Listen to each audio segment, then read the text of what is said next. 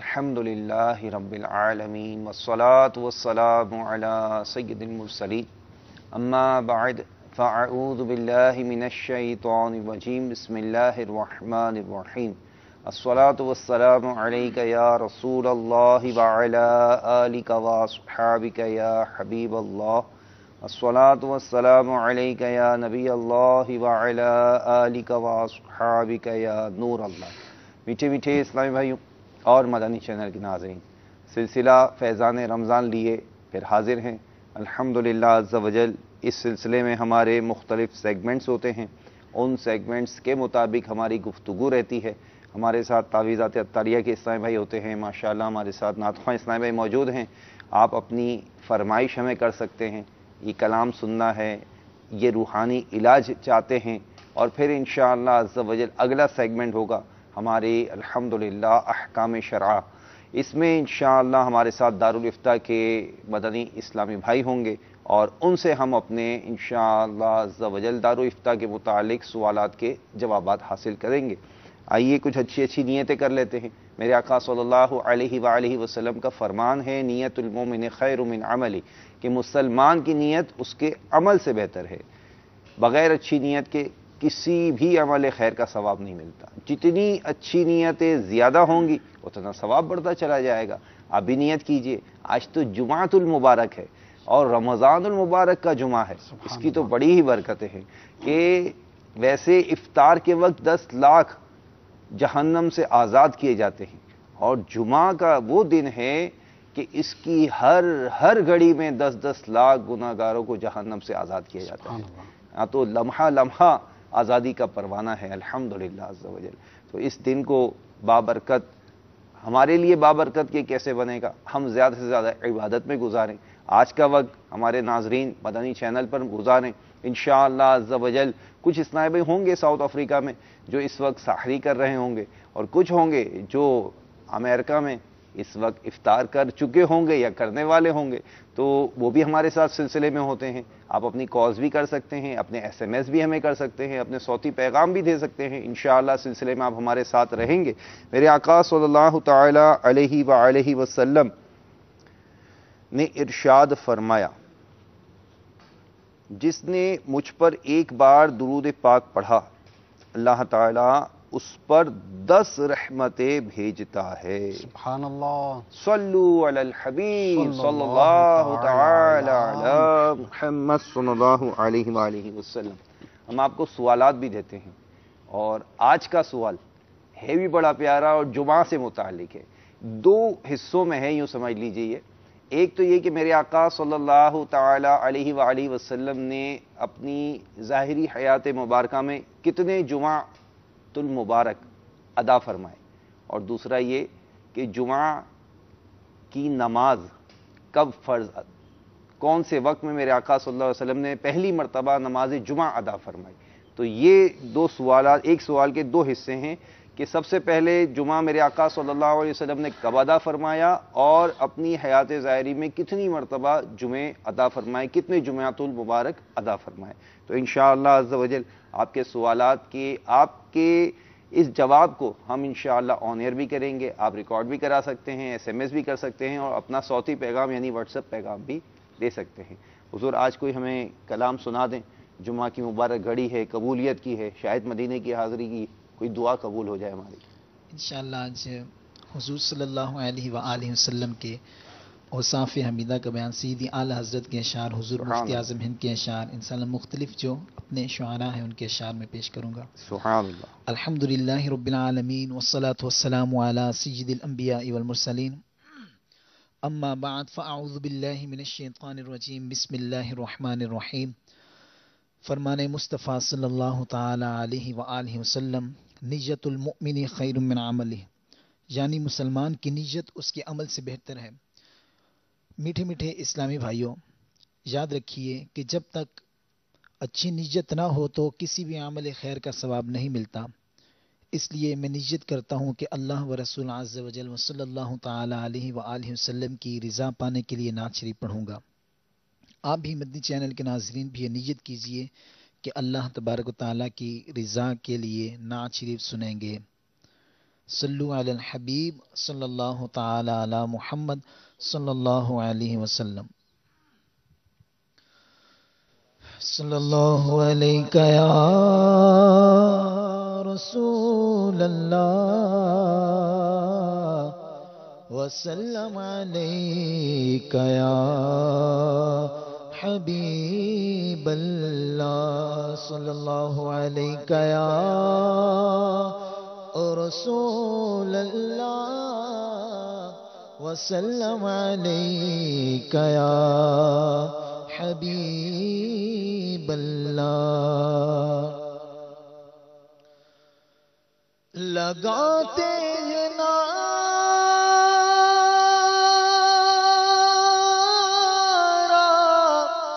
یہ ایمان والے، لگاتے ہیں نعرہ یہ ایمان والے، محمد ہمارے بڑی شان والے، محمد ہمارے بڑی شان والے، محمد ہمارے بڑی شان والے، محمد ہمارے بڑی شان والے. سب سے اولا ہو اعلیٰ ہمارا نبی، سب سے بالا ہو اعلیٰ ہمارا نبی، اپنے مولا کا پیارا ہمارا نبی، دونوں عالم کا دور ہمارا نبی. کیا خبر کتنے تارے کھلے چم گئے پر نہ ڈوبے نہ ڈوبا ہمارا نبی. جیسے سب کا خدا ایک ہے ویسے ہی ان کا تمہارا ہمارا نبی. سب چمک والے اجلوں میں چمکا کی اندر شیشوں میں چمکا ہمارا نبی. جن کے تلووں کا دون ہے آب حیات ہے وہ جانے مسیحا ہمارا نبی. حسن کھاتا ہے جن کے نمک کی قسم وہ ملیح دلارا ہمارا نبی. مانگنے والوں ہم کو تو یوں چاہیے مانگنا اور کسی سے بھی کیوں چاہیے. پھر کون دیتا ہے دینے کو منہ چاہیے، دینے والا ہے سچا ہمارا نبی. محمد ہمارے بڑی شان والے، محمد ہمارے بڑی شان والے، محمد ہمارے بڑی شان والے. آقا کی زلف مرحب آقا کا امامہ مرحبا، آقا کی زلف آقا کا امامہ مرحبا، آقا کی داڑھی مرحبا، آقا کا چلنا مرحبا، آقا کا چلنا مرحبا، آقا کا سینہ مرحبا، آقا کا مدینہ مرحبا، آقا کا مدینہ مرحبا، آقا کا مدینہ مرحبا، آقا کی یادیں مرحبا، آقا کی باتیں مرحبا، آقا کا امامہ مرحبا، میرے آقا کا چہرہ مرحبا. محمد ہمارے بڑی شان والے، محمد ہمارے بڑی شان والے. زمین و زمان تمہارے لیے یا رسول اللہ یا حبیب اللہ. زمین و زمان تمہارے لیے، مکین و مکان تمہارے لیے، چنین و چنا تمہارے لیے، بنے دو جہاں تمہارے لیے، دہن میں زبان تمہارے لیے، بدن میں ہے جان تمہارے لیے، ہمارے یہاں تمہارے لیے، اٹھیں بھی وہاں تمہارے لیے. تمہاری چمک تمہاری دھمک تمہاری جھلک تمہاری مہک تمہاری چمک، تمہاری چمک تمہاری دھمک تمہاری جھلک تمہاری مہک، زمین و فلک سمک سمک میں سے کا نشاں تمہارے لیے اس صحابہ کرم روانہ کیے کہ آب نعم زمانہ پیے جو رکھتے تھے ہم وہ چاک سیے یہ ستر بدا تمہارے لیے کلیم و نجی مسیح و صفی خلیل و ردی عتیق و وسیع غنی جو علی رسول و ندی ثنا کی زباں تمہارے لیے یہ مرحمتیں یہ کچی متیں نہ چھوڑے لتیں نہ اپنی گتیں قصور کرے اور ان سے بھرے آقا جی قصور جینا تمہارے لیے اشارے سے چاند چیرے دیا چھپے ہوئے خور کو پھیر لیا گئے ہوئے دن کو عصر کیا یہ تاب و توا تمہارے لیے محمد ہمارے بڑی شان والے محمد ہمارے بڑی شان والے اج سکھ متراں دی ودھیریے کیوں دلڑی اداس گنیری اج سکھ متراں دی ودھیری کیوں دلڑی اداس گنیری لولو وچ شوق چنگیری اج نینا لایا کیوں جڑیاں اس صورت نو میں جانا کھا کہ جان جہان آکھا سچ آکھا تے رب دی میں شان آکھا یہ شان تو شانہ سب بڑیاں سبحان اللہ سبحان اللہ سبحان اللہ سبحان اللہ سبحان اللہ سبحان اللہ اے صورت شالا پیش نظر وقت نزاتے روز حشر وچ قبر دی پل جد ہو سی گزر سب کھوٹیاں تھی سن تد کھریاں مک چند بدے شاشانی مت چمک دلاٹ نورانی کالی زلف تے اکھ مستانی مخمور اکھی ہن مد بریاں محمد ہمارے بڑی شان والے محمد ہمارے بڑی شان والے یہی بول سدرا والے چمنے جہاں کے تھالے جبریل امین عرض کرتے ہیں یا رسول اللہ میں نے مشرق دیکھا مغرب دیکھا شمال دیکھا جنوب دیکھا یا رسول اللہ پوری دنیا دیکھی بڑے بڑے حسین لوگ دیکھے پر یا رسول اللہ آپ جیسا نظر آیا ہی نہیں میرے امام فرماتے ہیں کہ یہی بول سدرا والے چمنے جہاں کے تھالے سبھی میں نے چاند ڈالے تیرے پائے کا نہ پایا تجھے یک نے یک بنایا تجھے یک نے یک بنایا محمد ہمارے بڑی شان والے محمد ہمارے بڑی شان والے آقا کی زلفیں مرحبا آقا کی داڑھی مرحبا آقا کا امامہ مرحبا آقا کی زلفیں مرحبا آقا کی باتیں مرحبا آقا کی یادیں مرحبا آقا کا اٹھنا مرحبا آقا کا چلنا مرحبا آقا کا تبسم مرحبا آقا کا چہرہ مرحبا آقا کا سینہ مرحبا آقا کا مدینہ مرحبا مرحبا مرحبا سبحان اللہ ماشاء اللہ عز و جل ماشاء اللہ۔ مدنی چینل کے ناظرین ہمارے ساتھ ہوتے ہیں، ایک خصوصی مدنی پھول انشاءاللہ عز و جل آپ کو پیش کروں گا، لیکن میں چاہوں گا کہ ہمارے مدنی چینل کے ناظرین کو پہلے لے لیا جائے اور کچھ کالز ان کی لے لیجئے ماشاءاللہ. جی کالز لے لیجئے. السلام علیکم ورحمۃ اللہ وبرکاتہ. وعلیکم السلام ورحمۃ اللہ وبرکاتہ. قمر بات کر رہا ہوں لیبیا سے. مجھے جرخان ہے کالا، تو اس کے بارے میں پلیز مجھے بتا دیں جائے روحانی علاج. اچھا ماشاءاللہ، لیبیا سے قمر بھائی آپ کو روحانی علاج پیش کرتے ہیں. اگلی کال لے لیجئے.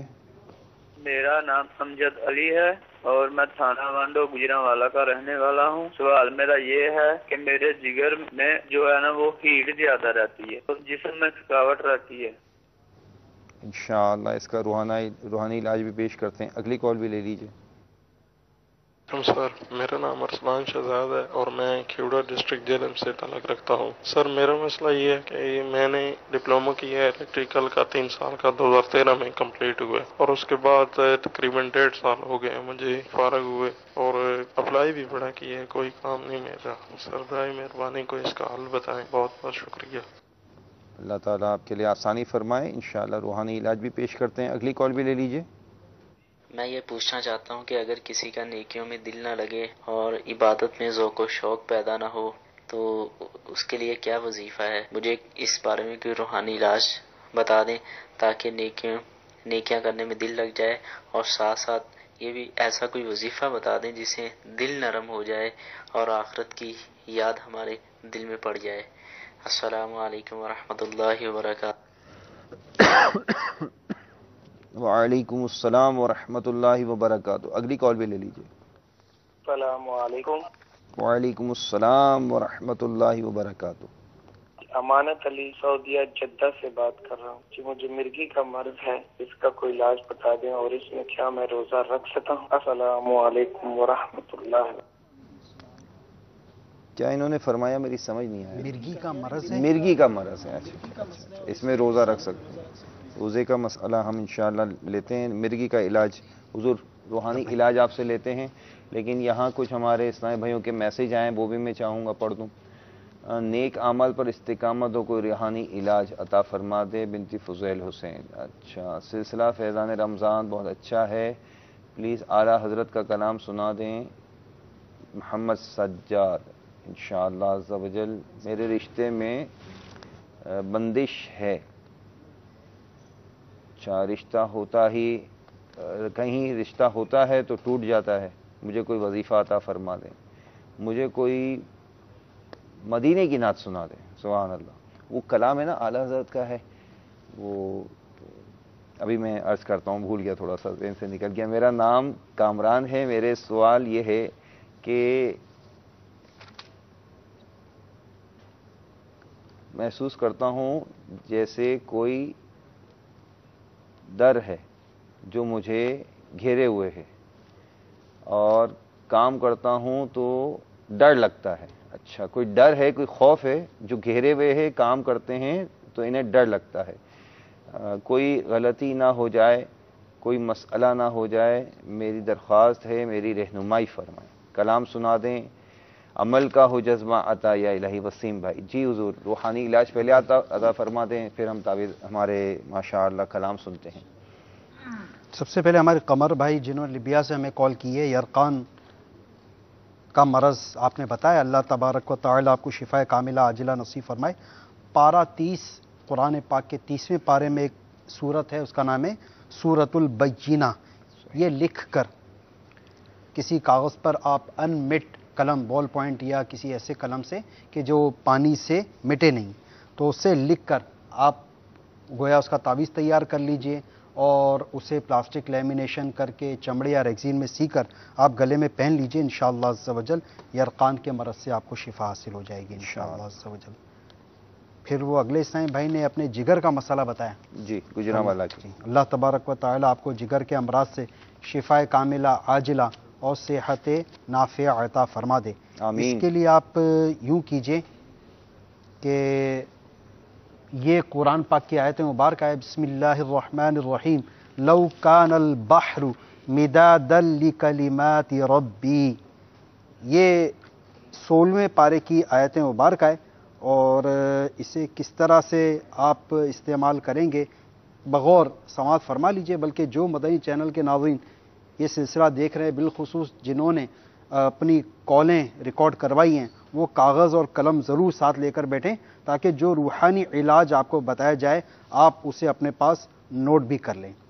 تو کرنا یہ ہے کہ چینی کی جو پلیٹ ہوتی ہے یا پھر گھر میں آپ کے جو مطلب کہ ڈنر سیٹ کی پلیٹ ہوتی ہے وہ بلے اس کے پھول وغیرہ بنے اس میں حرج نہیں ہے لیکن ہو سفید کلر کی، تو اس کے اندر آپ قرآن پاک 16 پارے کی یہ آیت مبارکہ بسم اللہ الرحمن الرحیم لو کان البحر مدادا لکلمات ربی لو کان البحر مدادا لکلمات ربی لو کان البحر مدادا لکلمات ربی، یہ آپ اس کے اوپر لکھ لیں۔ اور یہ 3 پلیٹیں آپ فجر کے بعد لکھنی ہیں آپ کو، اور ایک پلیٹ تو آپ اسی وقت پی لیجئے گا چونکہ رمضان مبارک ہے، لہٰذا اس میں تھوڑا سا آپ کو اس میں ٹائمنگ میں تھوڑی سی چینجز کرنی پڑے گی، وہ یہ کہ آپ اس کو بوقت سحر جب آپ سحری کے لیے اٹھیں اس وقت آپ یہ لو کان البحر مدادا لکلمات ربی چینی کی 3 عدد سادہ پلیٹوں پر آپ لکھ لیں، اور اس کے بعد ایک پلیٹ تو آپ اسی وقت پی لیجئے گا، ایک پلیٹ آپ کو پینی ہے بوقت افطار، اور ایک پلیٹ آپ پئیں گے رات کو تراویحوں کے بعد سونے سے قبل انشاءاللہ عز و جل، اور 40 دن یہ عمل کرتے رہیں گے تو انشاءاللہ عز و جل اس کی برکت سے آپ کے جگر کے امراض سے آپ کو شفا حاصل ہو جائے گی انشاءاللہ۔ اس کا میں انشاءاللہ آپ کو تھوڑا دیکھ کر اس کا صفحہ نمبر وغیرہ سب میں عرض کر دیتا ہوں، ابھی وہ مل نہیں پا رہا۔ اچھا، وہ اس میں ڈسپوزیبل پلیٹیں بھی یوز ہوتی ہیں؟ جی ڈسپوزیبل پلیٹیں یوز کر سکتے ہیں، چینی کی پلیٹ استعمال کر سکتے ہیں، اس کے علاوہ گھر میں ڈیکوریشن کی پلیٹیں عموماً موجود ہوتی ہیں، میلامائن کی ہوتی ہیں یا پھر وہ جو بھی ہو۔ جی جی ٹھیک ہے انشاءاللہ۔ اگلی کال جو تھی نیکیوں عثمان میں بھائی، دل نہیں لگ رہا۔ جی جی جی ایک عثمان بھائی کی عثمان کال تھی بھائی، جیلم سے۔ ہاں ڈپلوما وغیرہ کام کیا میں ہوا ہے دل لیکن نہیں۔ نوکری نہیں ہے ان کے پاس، اللہ تبارک و تعالیٰ آپ کو جلد ملازمت عطا فرمائے، حلال و آسان روزگار نصیب ہو جائے۔ اس کے لیے ایک آسان سا ورد ہے عثمان بھائی، غیر مکروہ وقت میں آپ 2 رکعت نفل ادا کیجئے صلاۃ الحاجات کی نیت سے، اور اس میں جب سلام پھیر چکیں تو آپ یا لطیفو یا لطیفو یا لطیفو 182 مرتبہ 182 ٹائمز اول آخر درود شریف کے ساتھ پڑھ کے پھر آپ کو اللہ تبارک و تعالیٰ کی بارگاہ میں دعا کرنی ہے کہ اللہ عز و جل آپ کو جلد حلال و آسان اور بقدر کفایت آپ کو ملازمت عطا فرما دیں، آمین۔ اور اس کا مدت علاج تا حصول مراد آپ کو یہ عمل جاری رکھنا ہے انشاءاللہ۔ نیکیوں میں دل نہیں لگ رہا، دل نرم ہو جائے کوئی وظیفہ کا انشاءاللہ اس کے لیے بھی انشاءاللہ میں عرض کر دیتا ہوں۔ تو اسلام بھائی آپ کا نیکی میں دل لگ جائے اور دل نرم پڑ جائے، اس کے لیے یہ 2 روحانی علاج آپ کو عرض کر رہا ہوں۔ یا ممیتو یا ممیتو یا ممیتو، ہر نماز کے بعد سینے پر ہاتھ رکھ کر 7 بار پڑھ کر اپنے سینے پر دم کیجئے، انشاءاللہ عز و جل عبادت میں دل بھی لگے گا، بری عادتیں بھی چھوٹیں گی، اور اس کے ساتھ ساتھ اس عمل کی برکت سے بغیر حساب جنت میں داخلہ بھی نصیب ہو جائے گا انشاءاللہ۔ اچھا، اور ایک اور عمل یہ ہے کہ جو شخص اپنے دل میں سختی پائے تو وہ ایک پیالے میں زعفران سے یاسین والقرآن الحکیم لکھے پھر اسے پی جائے۔ اب زعفران ہو سکتا ہے نہ آپ کو ارینج ہو سکے تو آپ زردے کے رنگ سے بھی یہ لکھ سکتے ہیں نا، یاسین والقرآن الحکیم آپ پیالے میں لکھیے اور اسے آپ پی لیجئے، پانی ڈال کر پی لیں دھو کر۔ جی ٹھیک، باوضو لکھنا ہوگا اور باوضو ہی اس کو پینے کی ترکیب ہوگی، ٹھیک۔ تو یہ عمل انشاءاللہ مستقل کرتے دل کی نرمی کا ایک علاج میں بھی پیش کر دوں۔ سبحان اللہ۔ ماشاءاللہ ہمارے میں کہوں گا اسپیشلسٹ سرجن موجود ہیں یہاں فیضان مدینہ میں، آپ کوشش اللہ کیجئے اکبر۔ کہ دعوت اسلامی کے عالمی مدنی مرکز فیضان مدینہ آ سکے تو مرحبا، ورنہ جس مقام پر آپ رہتے ہیں وہاں بھی دعوت اسلامی کے تحت الحمدللہ عز و جل اجتماعی اعتکاف کا سلسلہ ہوگا، تو وہاں رابطہ کیجئے اور دعوت اسلامی کے تحت ہونے والے اجتماعی اعتکاف میں تشریف لے آئیے۔ پھر آپ دیکھیں مسجد کی فضا ہوگی اور تربیت ہو رہی ہوگی، علم دین سیکھنے کا جذبہ بھی مل رہا ہوگا، پھر دل کیسے نرم ہوتا ہے وہ دیکھیے گا انشاءاللہ۔ تو آپ کو دعوت دیتا ہوں، آپ رمضان کے مبارک مہینے میں آخری عشرہ جو ہے وہ کم از کم دعوت اسلامی والوں کے ساتھ گزار لیں، تربیتی اعتکاف میں گزار لیں، پھر اس کی برکتیں دیکھیں۔ اگر نیت بن گئی ہو تو کیا ہی خوب ہے، جیسے آپ کی کال آئی ہے ایسے ایک کال آ جائے کہ بھئی میں نے نیت کر لی ہے انشاءاللہ میں 10 دن آخری عشرے کا اعتکاف دعوت اسلامی کے مدنی مرکز میں کروں گا انشاءاللہ۔ اچھا، ان سے پہلے ایک نے کال کی تھی، مرگی کا مرض بھی ہے اور یہ بھی انہوں نے پوچھا ہے کہ اس مرض میں روزہ رکھ سکتے ہیں؟ جی بالکل، تو وہ تو انشاءاللہ جب ہمارے جو دارالفتہ کے اسلام بھائی تشریف لائیں گے وہ بتا سکیں گے کہ یہ مرگی کے روزہ رکھیں گے یا نہیں رکھیں گے، تو ہم اس کا روحانی علاج آپ بتا دیں۔ وہ عرض کر دیتا ہوں۔ اب یہ عمل ہے، 2 عمل ہیں اس کے، ایک تو آپ کو کرنا ہے اور دوسرا عمل وہ ہے کہ جب آپ پر مرگی کا دورہ پڑ چکا، عموماً جو مرگی کا دورہ پڑ جاتا ہے اس میں بعض اوقات ہاتھ پاؤں مڑ جاتے ہیں، کسی کا جسم اکڑ جاتا ہے، بعض کی زبان دانتوں کے بیچ میں آ جاتی ہے، بعض جو ہیں تو ان کے منہ سے جھاگ آنے لگتا ہے اور وہ گویا وہ گر جاتا ہے۔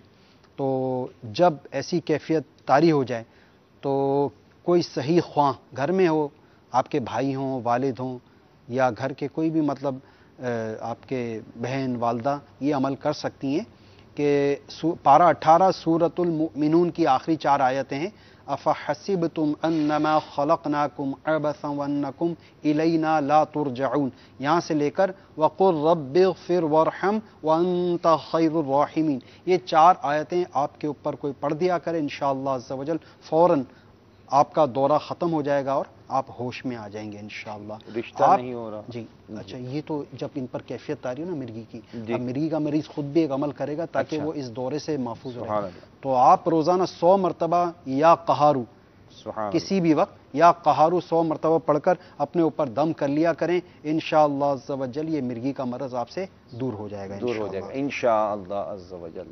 حضور وہ رشتے کے حوالے جی سے جی رشتے نہیں ہو رہے۔ جی، یاسین شریف کی بہت ساری برکتیں ہیں، بہت سارے اس کے فضائل ہیں، بہت ساری برکات ہیں اس کی، اس میں سے ایک یہ بھی ہے کہ ایسا مرد جس کی شادی نہ ہوئی ہو نہ ہو، یا ایسی عورت کہ جس کا نکاح نہ ہو پا رہا ہو، وہ روزانہ یاسین شریف پڑھے، انشاءاللہ عز و جل اس کو رشتہ نصیب ہو جائے گا انشاءاللہ۔ سبحان اس اللہ۔ کے علاوہ میرے شیخ طریقت امیر سنت نے 11 اور 12 رمضان مبارک کی درمیانی شب ایک عمل کرنے کا بتایا۔ جی جی جی، اس میں بہت زبردست ایک عمل وہ ارشاد فرمایا ہے، اور وہ عمل اگر لکھ لیں تو بھائی، ہمارے آپ لکھ لیں، نوٹ کر لیں کہ 11-12 رمضان کے درمیان یہ عمل کرنا ہے جس کا رشتہ نہیں ہو رہا اس کے۔ جی جی، تو وہ اگر رہے نصیب، اگر امیر سنت کے زبان مبارک سے اگر سننا میسر آ جائے، کوئی ایسی ترکیب بن جائے MCR والے، وہ اگر آپ کو یاد ہے تو نکال دیں، ورنہ ہم ان سے کہتے ہیں جی جی وہ ٹھیک ہے انشاءاللہ۔ ہمارے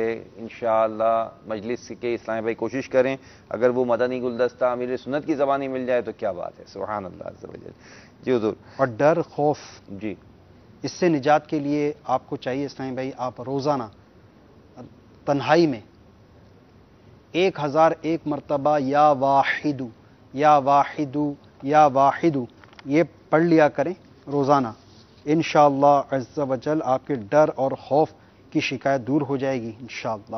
اچھا، اکیلے میں پڑھنا ہے تو اس کا یہ مطلب نہیں ہے کہ آپ ساری بتیاں بند کر دیں، پردے گرا دیں، کھڑکیاں بند کر دیں، دروازے بند کر دیں اور ایک مطلب وحشتناک ماحول کریٹ کر کے ماحول کریٹ کر کے پھر پڑھیں، جی ایسا نہیں ہے، ایسا نہیں ہے۔ آپ کھڑکیاں بھی کھلی ہوئی ہوں، بتیاں بھی لائٹس بھی آن ہوں، پنکھا بھی چل رہا ہو، اور البتہ آمد و رفت تک بھی ہو سکتی ہے، والدہ کو کوئی کام پڑ گیا، کمرے میں آئیں اور وہ کام کر کے رخصت ہو گئی تو اس کا وہ نہیں، تاہم ہوں آپ تنہا اکیلے ہوں کمرے میں، جی، یعنی کوئی ساتھ آپ کے بیٹھا ہوا نہ ہو، کوئی ساتھ موجود نہ ہو آپ کے پاس۔ کیا پڑھنا ہے انہوں نے؟ یا واحدو 1001 مرتبہ، جس کو ڈر لگتا ہو تنہائی میں پڑھ لے، انشاءاللہ عز و جل اس کے دل سے ڈر خوف جاتا رہے گا۔ سبحان اللہ، ماشاء اللہ عز و جل۔ مدنی چینل کے ناظرین، وہ مدنی پھول جو میں نے عرض کرنا ہے آج، بڑے غور سے آپ نے سننا ہے، وہ خواہ اسلامی بھائی ہو یا گھر میں اسلامی بہن ہو، دونوں کے لیے مفید ہے۔ عام طور سے ہوتا یہ ہے، ہم افطار کرتے ہیں اور کھانے میں بہت ساری چیزیں انواع اقسام کی موجود ہوتی ہیں، اور پھر اس کے بعد نماز مغرب پڑھنی ہوتی ہے، اور اسی طرح سحر کے وقت بہت ساری چیزیں کھانے کے بعد ہم پانی بھی پی لیتے ہیں، لیکن پھر بھی ایک ایسا مسئلہ بیان کرنے جا رہا ہوں کہ جس پر توجہ ہماری نہیں ہے۔ میرے آقا صلی اللہ تعالی علیہ وآلہ وسلم فرماتے ہیں کہ کرامن کاتبین، یعنی اعمال لکھنے والے دونوں بزرگ فرشتوں پر اس سے زیادہ کوئی بات شدید نہیں کہ وہ جس شخص پر مقرر ہیں اسے اس حال میں نماز پڑھتا دیکھیں کہ اس کے دانتوں کے درمیان کوئی چیز ہو۔ میرے آقا اعلی حضرت رحمت اللہ تعالی علیہ فرماتے ہیں، متعدد احادیث میں ارشاد ہوا ہے کہ جب بندہ نماز کو کھڑا ہوتا ہے فرشتہ اس کے منہ پر اپنا منہ رکھتا ہے، یہ جو پڑھتا ہے اس کے منہ سے نکل کر فرشتے کے منہ میں جاتا ہے۔ اس وقت اگر کھانے کی کوئی شے اس کے دانتوں میں ہوتی ہے، ملائکہ کو اس سے ایسی سخت ایذا ہوتی ہے کہ اور شے سے نہیں ہوتی۔ میرے آقا صلی اللہ تعالی علیہ وسلم نے فرمایا، جب تم میں سے کوئی رات کو نماز کے لیے کھڑا ہو چاہیے کہ مسواک کرے، کیونکہ جب وہ اپنی نماز میں قراءت کرتا ہے تو فرشتہ اپنا منہ اس کے منہ پر رکھ لیتا ہے، اور جو چیز اس کے منہ سے نکلتی ہے وہ فرشتے کے منہ میں داخل ہو جاتی ہے۔ اور طبرانی نے کبیر میں حضرت سیدنا ابو ایوب انصاری رضی اللہ تعالیٰ عنہ سے روایت کی ہے کہ دونوں فرشتوں پر اس سے زیادہ کوئی چیز گرا نہیں کہ وہ اپنے ساتھی کو نماز پڑھتا دیکھیں اور اس کے دانتوں میں کھانے کے ریزے پھنسے ہوئے ہوں۔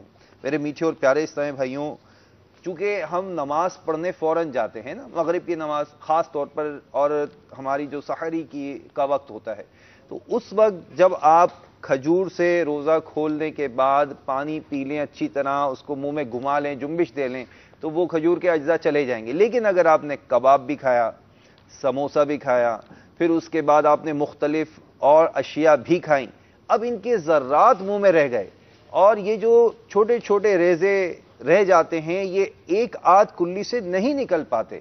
اب آپ غور کیجئے کہ فرشتوں کو تکلیف دینے والا عمل کہیں میں اور آپ تو نہیں کر رہے، ہمیں غور کرنا چاہیے، اور ہمارا انداز ایسا ہونا چاہیے۔ ذی نصیب امیر سنت نے اس میں کافی ہمیں مدنی پھول عطا فرمائے، اور خاص مدنی پھول باپا یہ فرماتے ہیں کہ افطار کے وقت تو اسلامی بھائی پانی قریب رکھیں، جیسے ہی افطار کا وقت ہو پانی پئیں۔ اب دعا میں غفلت نہ کریں، کیونکہ روایتوں میں آیا کہ جو افطار کر کے دعا کرتا ہے، یعنی افطار کے وقت جو دعا کی جاتی ہے وہ رد نہیں کی جاتی۔ تو آپ سے التجا ہے کہ آپ اپنا معمول بنا لیں، گھر میں ہوں اسلامی بہنیں یا اسلامی بھائی مسجد میں افطار کر رہے ہوں یا گھر میں افطار کر رہے ہوں، آپ پانی اپنے سامنے رکھیں، پانی سے افطار فرما لیں، اور اس کے بعد مسجد جا کر نماز پڑھ لیں، اسلامی بہنیں گھر میں نماز پڑھ لیں۔ یہ غور کریں کہ اگر ہمارے اس عمل سے فرشتوں کو تکلیف ہوگی تو یہ کتنی بری بات ہے۔ تو کوشش کریں کہ اپنا یہ عمل کر لیں کہ جب بھی، یہ تو میں نے ایک خاص افطار کے وقت کی احتیاط بتائی، لیکن یاد رکھیں کہ جب بھی نماز کے لیے جانا ہے منہ کی بو کو چیک کر لینا ہے۔ اب یہ کہتے ہیں بھئی وہ روزے میں جو ہے وہ مطلب روزہ دار کی بو جو ہے وہ اللہ تبارک و تعالیٰ کو پسند ہے، تو یہ وہ بو نہیں ہے، وہ روزے کی اپنی ایک بو ہوتی ہے نا۔ اب پتہ چلا ہے آپ سو کر اٹھے اور منہ میں بدبو ہے، بدبو کا بھپکا ہے، آپ کہیں نہیں یہ بو پسند ہے، ایسا نہیں ہے۔ تو میرے میٹھے اور پیارے اسلامی بھائیوں، اچھی طرح مسواک کر لیجئے، مسواک کرنے کے بعد وضو کر لیجئے، اور وضو کر کے پھر مسجد جائیے، منہ کو بالکل صاف کر لیجئے تاکہ آپ کو نماز کی وہ برکتیں اور وہ رحمتیں عطا ہو جائیں۔ اللہ تعالی ہمیں عمل کی توفیق عطا فرمائیں۔ امیر اہل سنت بھی ہمیں کچھ مدنی پھول عطا فرماتے ہیں، ہم امیر اہل سنت سے بھی مدنی پھول لیتے ہیں۔ آئیے امیر اہل سنت ہمیں کیا مدنی پھول عطا فرما رہے ہیں، ماشاءاللہ۔ اسے مانتی ہے دنیا، اسے ڈھونڈتی ہے منزل، رہے عشق مصطفیٰ پہ جو غلام چل رہا ہے۔ جوانی میں چونکہ قوت مدافعت ڈیفینسیو طاقت ہوتی ہے وہ زیادہ ہوتی ہے، بندہ بیمار کم ہوتا ہے جوانی میں، لیکن حکمت عملی جو ہے نا یہ ہے کہ جوانی ہی سے پرہیز کرو تاکہ بڑھاپا تمہارا سکون کے ساتھ گزرے۔ یہ مدنی پھول آپ اگر اپنے دل کے مدنی گلدستے سے سجا لیں گے نا یہ آپ کو کام دے گا، ابھی پتہ نہیں چلتا، لیکن جوانی ہی میں یہ سب اندر رگوں میں خون کے اندر یہ چیزیں تھوڑی تھوڑی تھوڑی جمع ہونی شروع ہوتی ہیں۔ फिर जब आदमी बूढ़ा होता है तो कमजोर हो जाता है। अगरचे वो देखने में सेहतमंद हो लेकिन एक्चुअली वो कमजोर हो जाता है। इसके अंदर के आसाब जो हैं ये कमजोर हो जाते हैं। इसकी नसें जो हैं, ये वेन्स होती है ना, ये वेन्स की जो दीवारें हैं ये सख्त हो जाती हैं। मजीद सख्त होने के साथ साथ ये सुकड़ती हैं तो इसकी जो रास्ता है वे ये इसका मतलब वीक होता है, कमजोर हो जाता है, तो ये जल्दी ब्लॉक होने पर आ जाता है। ये चमड़ी भी सुकड़ती है। चमड़ी जब सुकड़ेगी तो इस पे वो खारिश और इस तरह के जल्दी अमराज होते हैं। और ये उमूमन जो एजिड होते हैं ना उनको ये चीजें होती है, खुश्की आती है, उसको बाल झड़ते हैं। यक बुढ़ापा सद ऐब, ये एक मकूला है, यानी एक बुढ़ापे में 100 बीमारियां होती हैं। तो इसलिए वो बुढ़ापा अगर आप पुरसुकून गुजारना चाहते हैं सेहत व आफियत के साथ और इस नीयत के साथ ताकि मैं बुढ़ापे में भी सुकून के साथ इबादत कर सकूं, तो आपको जवानी से ही परहेज करनी होगी। तो इसलिए अपने वजन को मेहरबानी करके कंट्रोल में रखिए, तो इंशाअल्लाह इस तरह आपको दुनिया में भी आसानी होगी और आखिरत के भी फवाइद जमा करने में आसानी होगी। वजन कंट्रोल करने के लिए खाना कम खाते हैं, भूख बहुत लगती है फिर बाद में, उसका क्या करें? तो असल मसला ये कि नफ्स को जिस चीज की आदत डालेंगे ना ये उसी का आदी होगा। नफ्स जो है ना ये बच्चे की तरह होता है। बच्चे को जिस तरह ट्रेनिंग देंगे ना तो इस तरह वो बच्चा जो ट्रेंड होगा। मिसाल के तौर पर जिसकी ठंडा पानी पीने की आदत पड़ गई तो चाहे वो सर्दियां आ जाए ना उसको ठंडे पानी के बगैर मजा नहीं आएगा। अच्छा, आपको ठंडा पानी के बगैर नहीं चलता ना, मुझे ठंडा पानी नहीं चलता, इसलिए कि मैंने इसकी आदत कसदन मार मार के अपने आप को निकाली है। मैं भी ठंडा पानी बहुत पीता था। एक दो वाकयात ऐसे पढ़ लिए थे कि मेरे दिल पर बहुत वो चोट कर गए थे। बात यहां से चली थी कि अपने नफ्स को जिस चीज का हम आदी करेंगे उसका आदी होगा। अगर हम ज्यादा खाने का आदी करेंगे तो ये हर वक्त लाओ लाओ लाओ करता रहेगा, ये भरेगा नहीं। यहां तक कि ये पेट भर जाएगा लेकिन वो नफ्स नहीं भरेगा, जी नहीं भरेगा। जी चाहेगा कि किसी तरह मैं इसको खाऊं, तो फिर ये कि वो हाजमे का चूरन लेगा, फिर मतलब हाजमे की गोलियां तलाश करेगा और इसके जरिए जल्दी जल्दी इसको खाली करके फिर डालेगा। हम खाना खाते हैं, कितनी देर खाते हैं? 10 मिनट 15 मिनट, बस इतनी देर का टेस्ट है। इसके बाद तबाही और बर्बादी। अगर ये ओवर लिमिट गया तो कोलेस्ट्रॉल जा रहा है, तो ट्राइग्लिसराइड जा रहा है, तो शुगर घुस रहा है, तो यूरिक एसिड घुस रहा है, तो पता नहीं क्या क्या क्या मतलब अंदर जा रहा है जो अंदर में जाकर मसाइल वो खड़े करता रहता है। इसलिए थोड़ी देर के टेस्ट की वजह से हम लोग बहुत ज्यादा तकलीफों में मुब्तला हैं। और तकलीफ भी कब तक होती है कम खाने की? जब तक ये सामने दस्तरखान पर है। अगर ये यहाँ से उठा लिया गया दस्तरखान से तो फिर इतना नहीं पता चलता। और वो भी कब तक? जब तक कम खाने की आदत नहीं पड़ी। जब कम खाने की आदत पड़ गई, ज़हन बन गया, अब ये भले रखा हुआ सामने, नो प्रॉब्लम, तो आपको कोशिश करनी पड़ेगी। उसे मानती है दुनिया, उसे ढूंढती है मंजिल, रहे इश्क़ मुस्तफ़ा पे जो गुलाम चलना है।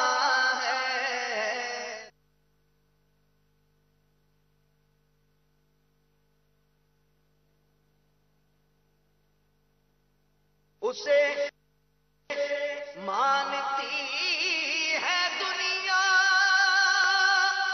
उसे ढूंढती है मंजिल, उसे ढूंढती है मंजिल, रहे इश्क़ मुस्तफ़ा पे जो गुलाम चलना है।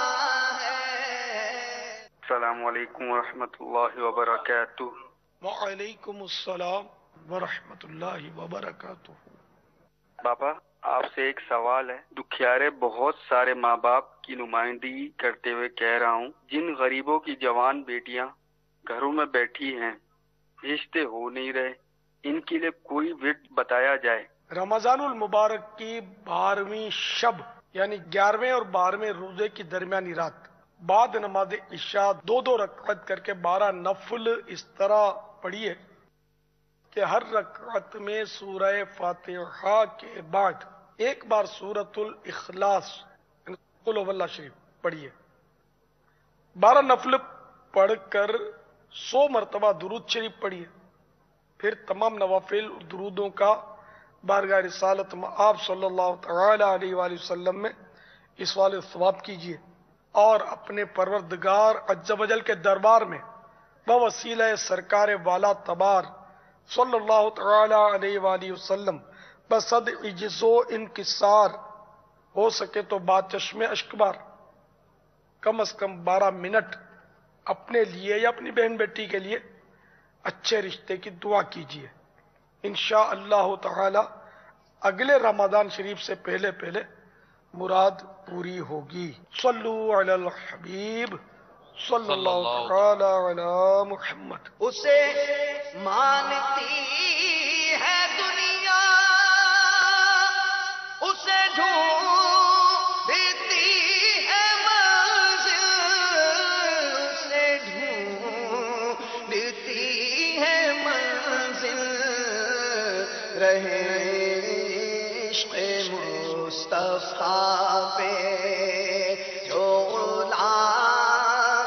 چل رہا ہے۔ صلو علی الحبیب صلی اللہ تعالی علی محمد صلی اللہ علیہ وسلم۔ مدنی چینل کے ناظرین، وہ وظیفہ بھی ہم نے آپ کو دکھا دیا کہ جو امیر سنت نے 11 اور 12 رمضان مبارک کے درمیان پڑھنے کا ارشاد فرمایا کہ جن کا رشتہ نہیں ہوتا وہ یہ وظیفہ کریں تو انشاءاللہ عز و جل آسانی ہوگی۔ ہمارا اگلا سیگمنٹ ماشاءاللہ دارالافتاء کے مدنی اسلامی بھائی، عالم اسلامی بھائی ہمارے ساتھ موجود ہیں، اور ہم انشاءاللہ عز و جل ان سے آج بھی رہنمائی لیں گے۔ ہمارے یہ سیگمنٹ ہے احکام شرع کے نام سے، جس میں ہم روزہ، نماز اور دیگر احکام شرع سے متعلق مدنی پھول لیتے ہیں، اور آپ کے سوالات ہوتے ہیں، آپ کے سوالات ہم سلسلے میں شامل کرتے ہیں۔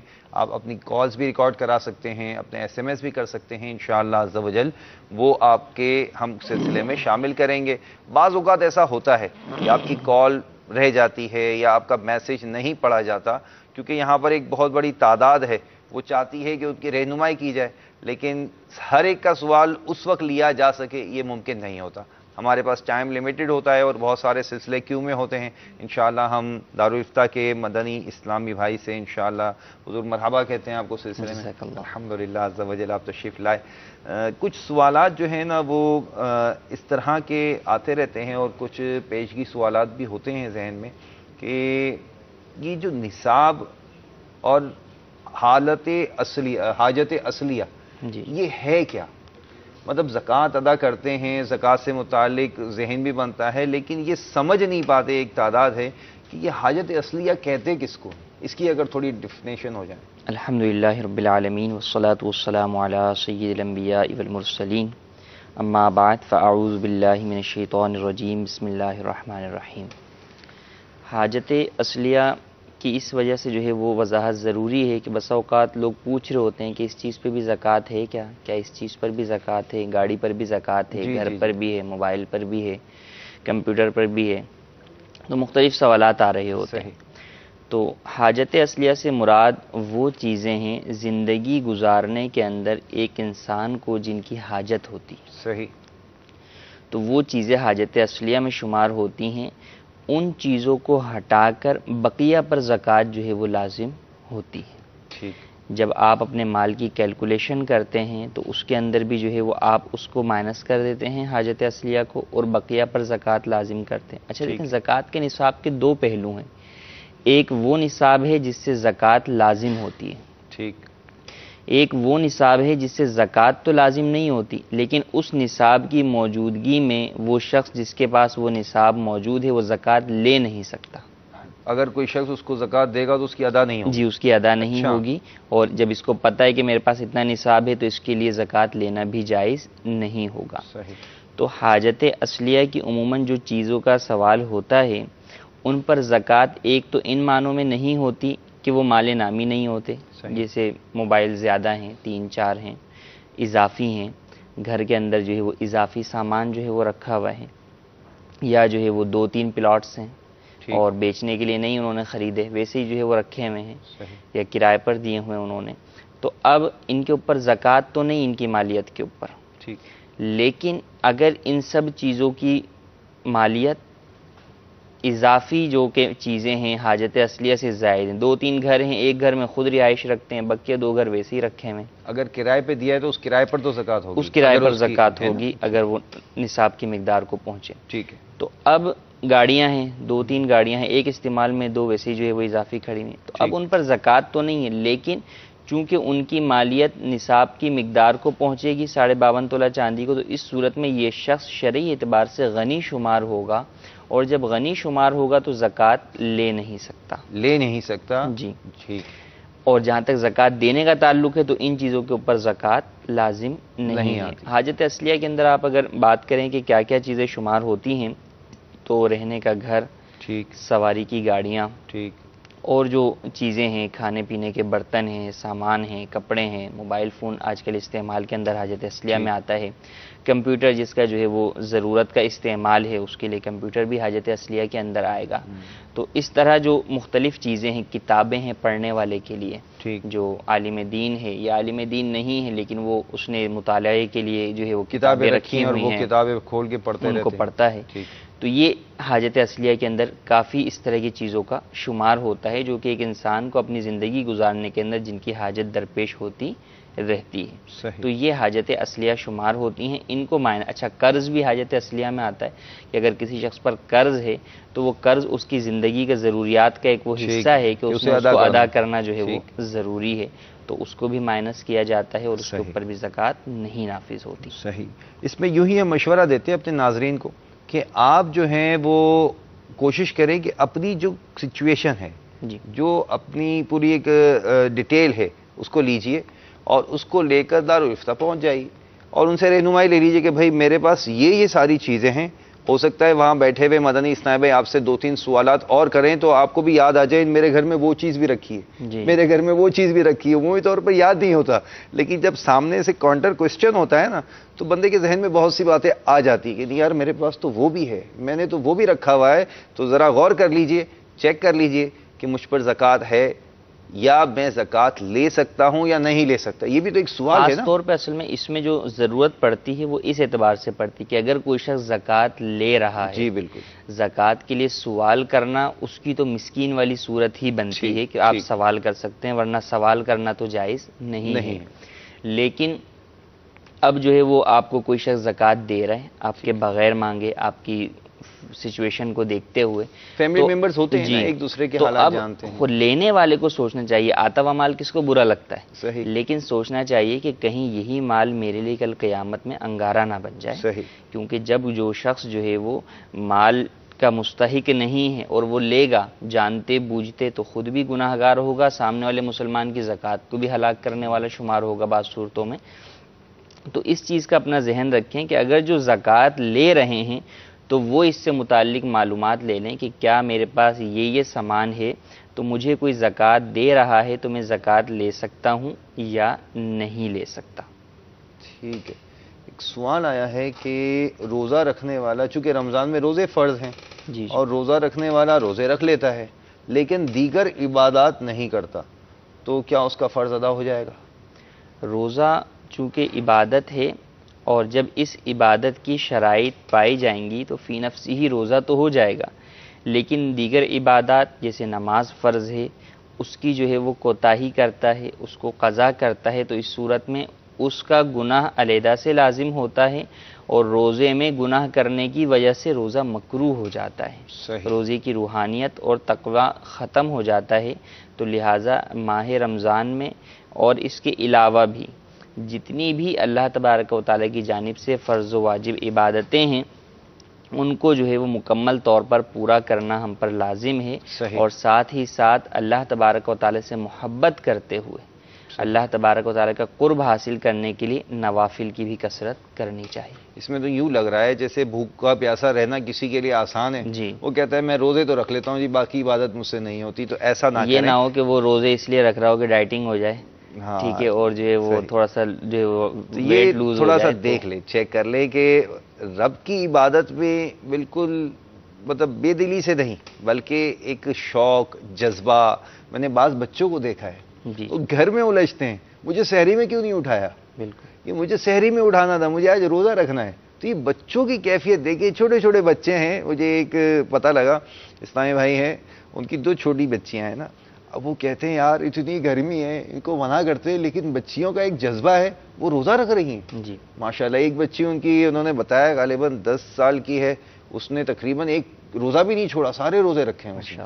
آپ دیکھیں بس 10 سال کی بچی پہ نارملی روزہ جو ہے وہ لازم بعض صورتوں پہ نہیں ہوتا، لیکن وہ بچی، چھوٹی سی بچی روزہ رکھ کر ہمیں پیغام دے رہی ہے کہ آپ کیوں گھبراتے ہیں، میں رکھ سکتی ہوں تو آپ بھی رکھیں. اہم ترین چیز تربیت اور ماحول. ماشاءاللہ. کہ تربیت والدین نے کیسے کی؟ جب والدین نے کبھی کوئی روزہ نہیں چھوڑا رمضان کا، اس کے علاوہ بھی جو ہے وہ نفلی روزے رکھتے ہیں، جمعرات کا رکھتے ہیں، پیر کا رکھتے ہیں، بڑی راتیں آتے ہیں ان کے اگلے دن کا رکھتے ہیں، تو یہ چیز بچوں کے اندر اس چیز کو ابھارتا ہے ماشاءاللہ کہ ہمیں بھی جو ہے والدین کو فالو، کیونکہ بچے کے سامنے سب سے پہلے تو والدین ہی ہوتے ہیں نا جن کو فالو کرتا ہے. ایسے ہی.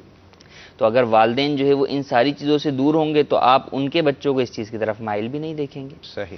تو والدین کا ایک بہت بڑا اولاد کی کردار کے اندر جو ہے وہ ایک ان کا مقام ہے جس کو ان کے اوپر لازم ہے کہ ان کی دینی تربیت کریں. بالکل بالکل. جی مدنی چینل کے ناظرین ہم سے کیا پوچھنا چاہتے ہیں ہمارے دارالافتاء کے اسلام بھائی سے؟ پوچھنا تھا کہ زکوٰۃ جو رقم قرض دی گئی ہے اس پر بھی ہوگی، یا جو قرض نہیں قرض دی گئی ہے اس پر اس رقم پہ زکوٰۃ نہیں ہوگی؟ قرض دی گئی ہے یا قرض لی گئی ہے یہ فرما رہے ہیں؟ دی گئی ہے. اچھا، جو کسی کو قرض دیا ہے اس پر زکوٰۃ کا کیا؟ جو رقم کسی کو قرض دی ہوئی ہے، چونکہ وہ مال تو آپ کا ہی ہے، آپ نے سامنے والے کو قرض دیا ہے اور اچھی نیت کے ساتھ دیا ہے تو ثواب کا بھی جو ہے وہ حصول ہوگا، لیکن اس کی زکوٰۃ اس پر تو لازم نہیں ہوگی کیونکہ وہ تو مقروض ہے، تو قرض تو وہ مائنس کرے گا اپنے مال میں سے.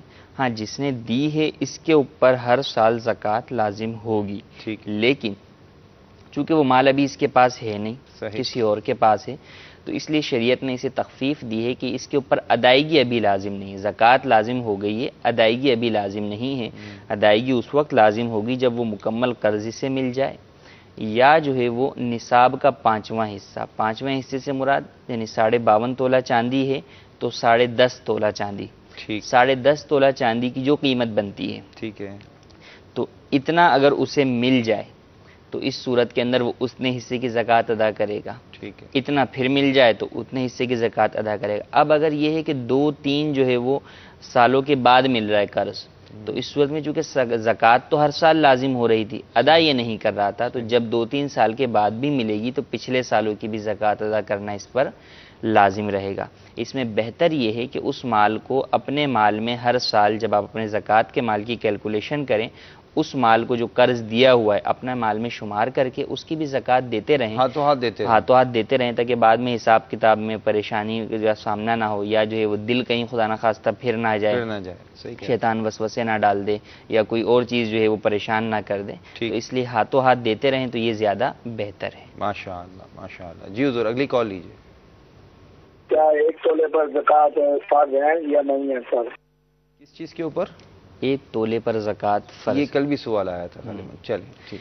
1 تولہ سونے کے اوپر زکوٰۃ اس صورت میں فرض ہوگی جبکہ اس سونے کے ساتھ ساتھ کچھ چاندی یا کچھ پیسہ یا کچھ مال تجارت یا پرائز بونڈ، یعنی 2 قسم کے مال ہوں. سونے کے علاوہ اگر کسی دوسری قسم کا تھوڑا سا بھی مال ہے تو اس صورت میں چونکہ دونوں کی قیمت مل کر 52.5 تولہ چاندی کو آج کے ریٹ کے مطابق پہنچتی ہے تو اس اعتبار سے زکوٰۃ لازم ہوگی.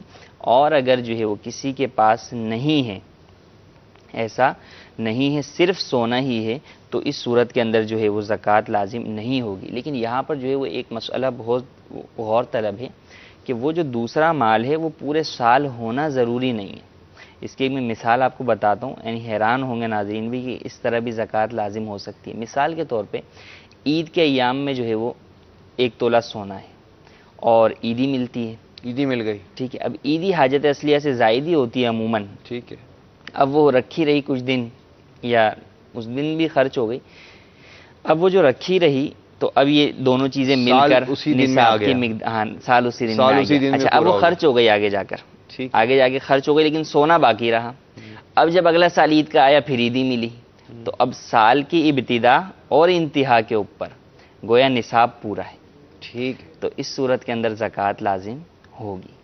تو عمومی طور پہ 1 تولہ والی جو صورت ہے اگر غور کریں گے تو بہت کم ہی ایسا ہوگا کہ کوئی اور مال نہ ہو. ٹھیک ہے. ورنہ کچھ نہ کچھ مال کہیں نہ کہیں سے خواتین ہیں تو گھر پہ گئیں تو میکے میں کسی نے پیسے دے دیے, اور کسی نے دے دیے, تحفے میں دے دیے, شوہر نے دے دیے, بھائی نے دے دیے. عیدی تو بڑی پیاری مثال دی, عیدی تو سب کو ملتی ہے, یعنی شاید ہی کوئی ایسا ہو کہ جس کو عیدی نہیں ملتی. غریب سے غریب شخص بھی 10 روپے تو اپنے بچے کو عیدی دیتا ہی ہے. جی تو اس صورت کے اندر جو ہے وہ زکوٰۃ لازم ہوگی. ہمارے ناظرین پوچھتے ہیں کہ اگر روزے کی حالت میں کیا ڈرپ لگوا سکتے ہیں؟ روزے کی حالت میں انجیکشن اور ڈرپ لگوانے میں علماء کا اختلاف ہے. بچنا بہتر ہے, جس کو زیادہ حاجت نہ ہو تو وہ نہ لگوائے. یہ اختلاف علماء کی صورت میں بچنا بہتر ہوتا ہے. باقی دارالفتہ اہل سنت کا موقف یہی ہے کہ لگوانے سے روزہ نہیں ٹوٹے گا. ٹھیک ہے. اچھا, اگر روزے میں دانت سے خون آ جاتا ہے تو کیا روزہ ٹوٹ جاتا ہے؟ ہمارے ندیم بھائی خانے وال میاں چنو سے. دانت سے خون آنے سے روزہ نہیں ٹوٹتا اگر وہ خون حلق سے نیچے اترے گا اور وہ تھوک کے برابر یا زیادہ یا کم ہے, لیکن حلق میں ذائقہ محسوس ہوا ہے تو اس صورت کے اندر روزہ ٹوٹ جائے گا. اور اگر تھوک سے کم ہے اور حلق میں ذائقہ بھی محسوس نہیں ہوا تو روزہ نہیں ٹوٹے گا. اچھا, ایک ہمارے اسنائی بھائی ہیں کہ بلڈ پریشر کی حالت میں انسان روزہ رکھ سکتا ہے جب بلڈ پریشر کی کوئی بیماری ہو تو؟ رکھ سکتا ہے, شرعی اعتبار سے تو ممانعت نہیں ہے.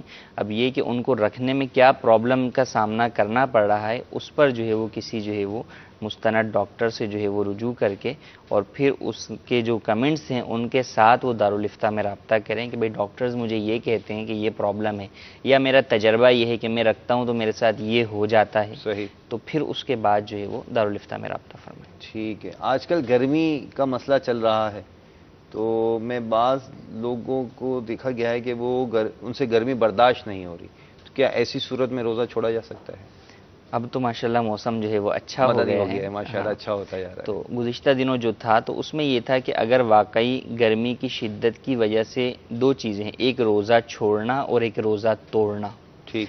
تو اگر جو ہے واقعی جو ہے وہ شدید ایسی حالت ہو گئی ہے کہ جو ہے وہ اب پتہ ہے کہ بہت زیادہ جو ہے وہ نقصان ہو جائے گا, دماغی طور کے اوپر نقصان ہو جائے گا, یا جو ہے وہ ہلاکت کی طرف بندہ جا رہا ہے, تو اس صورت کے اندر روزہ توڑنے کی بھی اجازت ہے اور قضا لازم ہوگی. اور ایسی صورت کے اندر اگر پہلے سے ہی یہ صورتحال موجود ہے تو روزہ چھوڑ بھی سکتے ہیں. لیکن صرف نارمل گرمی کو لے کر جو ہے وہ روزہ چھوڑنا, جیسے وہ ایک ہمارے سائل تھے تو انہوں نے جو ہے وہ روزہ شاید توڑ دیا یا رکھا نہیں, تو پوچھا کیوں, مطلب بس وہ میں نے ٹمپریچر دیکھا اس کے اوپر کہ ٹمپریچر تو آج بہت ہائی ہے.